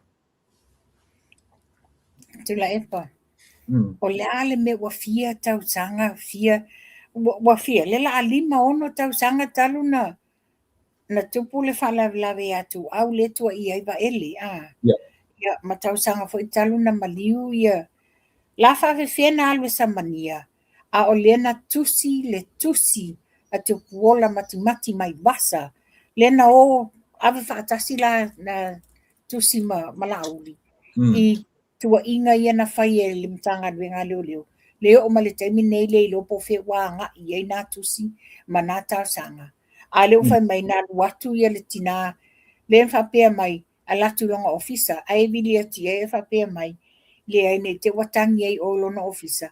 Ai ele ta mai po la me la samani ai tu pola. Ele la tu pola la tele tala noa. Le tala no ma tu pola. So e na tele lo po la le mafua anga na lo tu pola. Whether e la tu pola ta watu le sao o tua inga se sele o tau faya. A lewa e se fola na awala le titilo iai. So I can't see any reason why o le aona ia sapina ia le fionga ia tu pola. Olina, ele le ia tatu tano I mea tatu whalongo iai o saunoma iai. Na latu tupola I lona whale. Na latu tupola I lona whale. E tau mawhai... Ne ai o lona ofisa. O lona ofisa I petisa. Ai sa la whiloa. Io e pio le winga na tala. O lena rua tu la te whiloa I malatala noa. E ieli mea I lana wa ai. Na latu I tau whai event e latu e tala noa. Tu mea whieta ue tu ia teia. Ia leota. Mana ia mele a mai e whatato o ho le tūlanga lea, uma leia le pae ingal to ina le ia mai se budget report o le kaponi lenga lina ye, le credit, ia, tati e la inal mena, o le tūlanga me ia le ana peia no u tau whaaliali atu le amatanga. Na sau o to inga tongi mai lumai le lau tele o tangata le whaalonglongo ye. But it wasn't very, ele se mea nana happen. It wasn't happen. Ele I happen le ngā mea. But o le mea la le tu, pei au koe ngā mea voi lele. Whai aka wa inga maa le wha kwarko inga le o le makai o le nguu le. Sole, se ku, kawai. Ale musu ye. E wha pengara le whainga o le mea le au koe inga le o whaingi. Sau waka kau ai mai luma I le mele I lau tele. Le whaalonglongo man lau tele. And then later on, oi lo la walu vili is tina. La walu vili is tina fa iba malielo fingalo. Se wo wika kele. Nga lenga ok fa penga.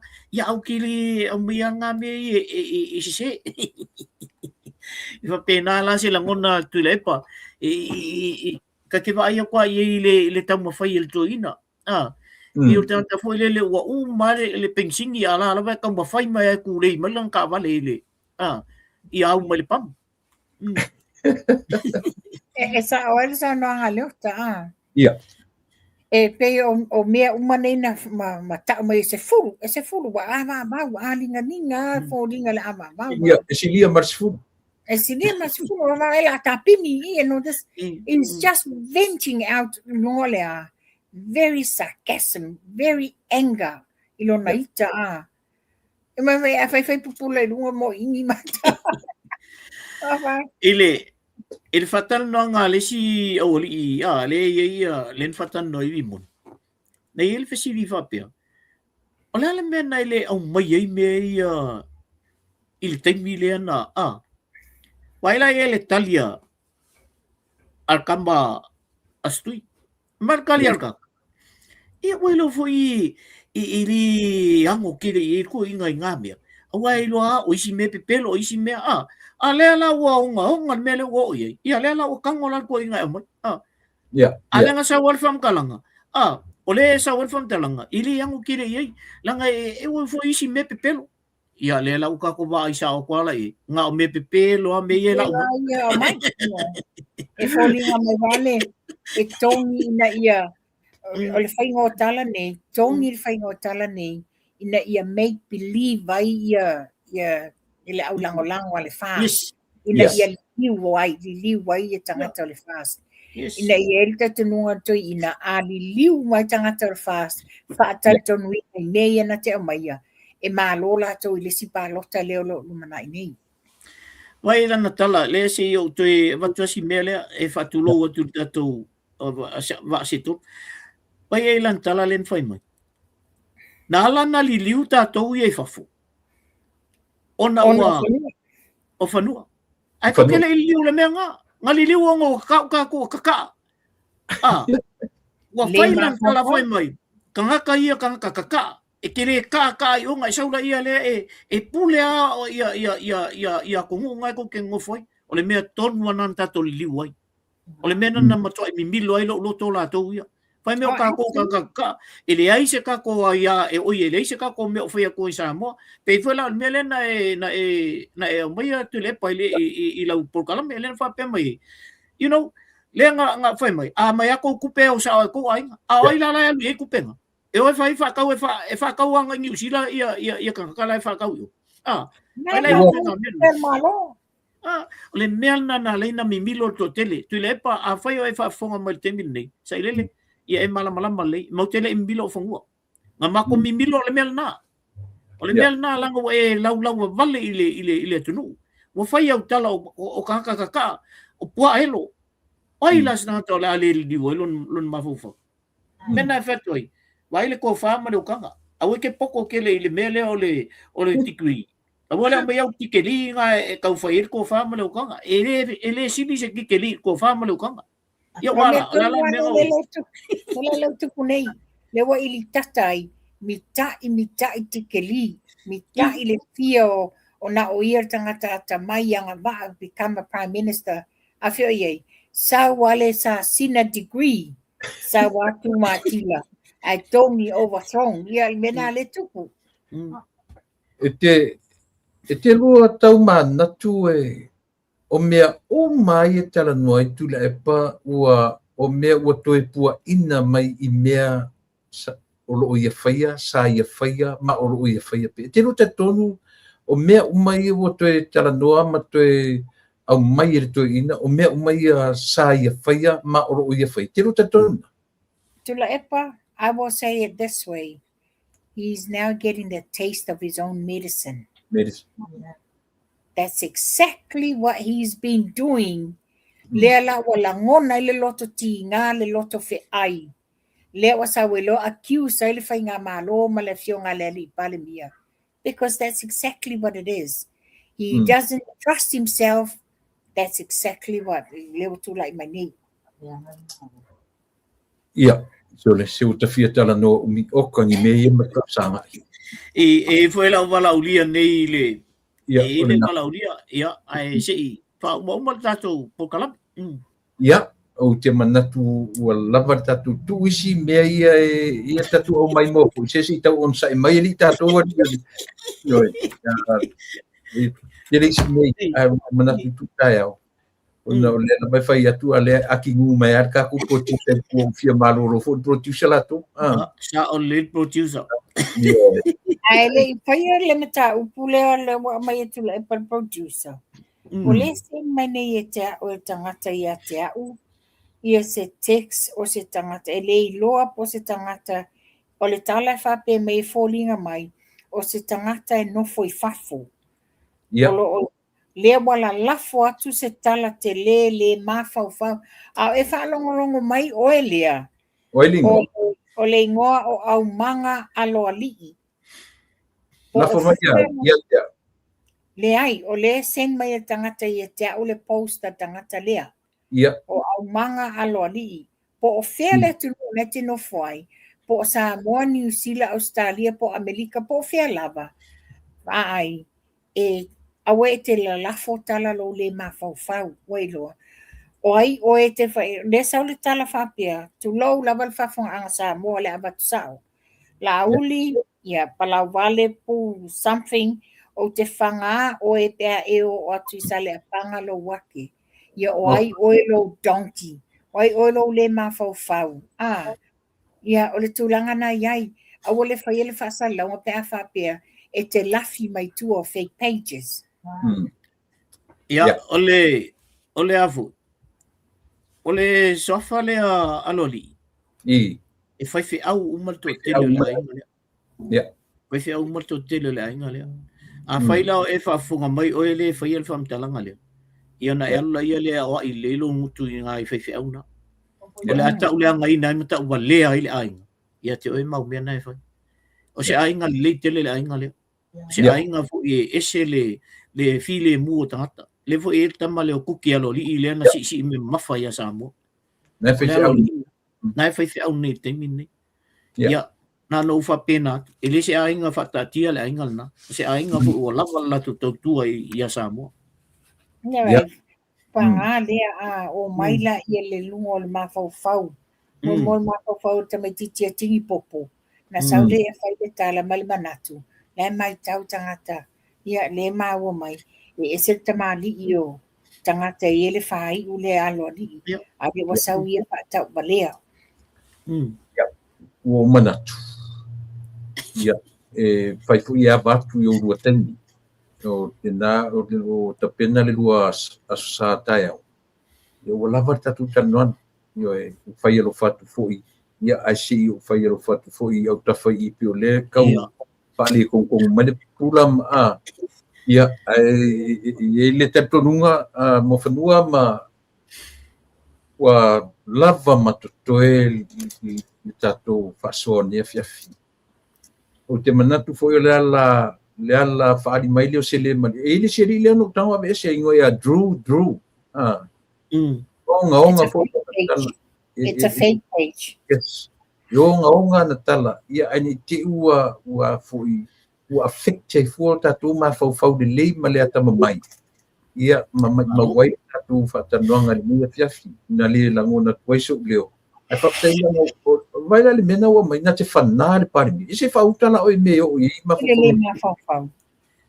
ua ala na faapea isia ua o tatu talanoa Ia. to reveal the truth tatu o faailoa le taimea ia pe o lea ua telo foi tele tatu le tapipi ua le lau tele taliaina le tatu le fiafi ma fanua leota pe ona fai atu o se popularity tau te tilo iai a o le aso ua sao le aso sao le ase me mfaintatu faatino no mo le atunu ia le atua io o le tatu wa ia fa moe ia moso tatu avano tatu ke lango ai i le malo le fionga le lipari mi aisia onga mafufongo tangata ia tau pule io tam fai fa leanga le atunu ile o toi pole tangata ni le atunu paua le mea o se avano e toi foi mai ai na tu te ia Samoa. That's the only target they have so far.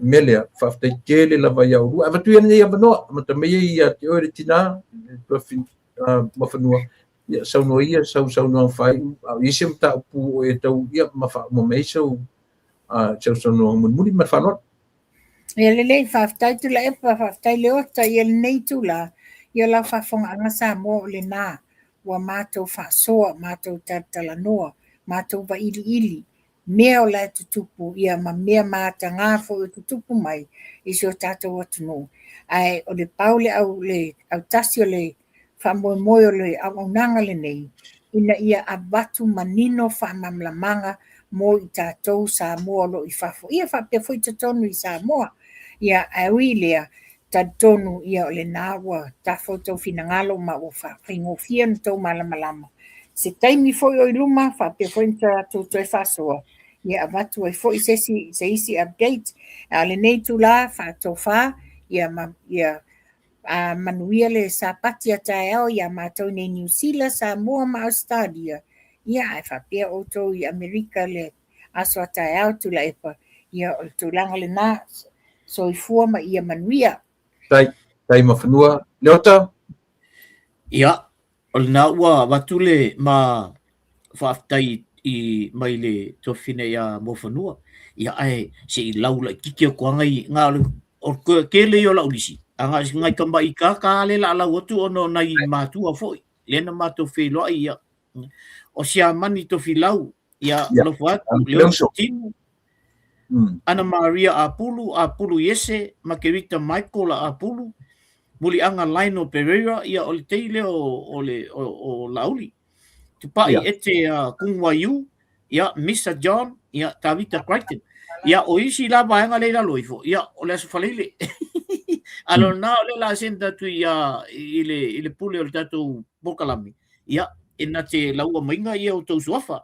Ai molte minei, whaftai tele atu le epa, whaftai le mano le tunu. Tai tele la fo i le tatu producer ia Soli, ia le faltua, ia whamalo, whaftai fo i le avanoa o tatu moa. E tatu te mawhai e on tatu tatal noa i nei fo i tūlanga o loo ia Samoa. Ia o leo o mautinoa. E leo i loa tele tanta Samoa lai nofu i Samoa me i tupu i te tonu o le nu.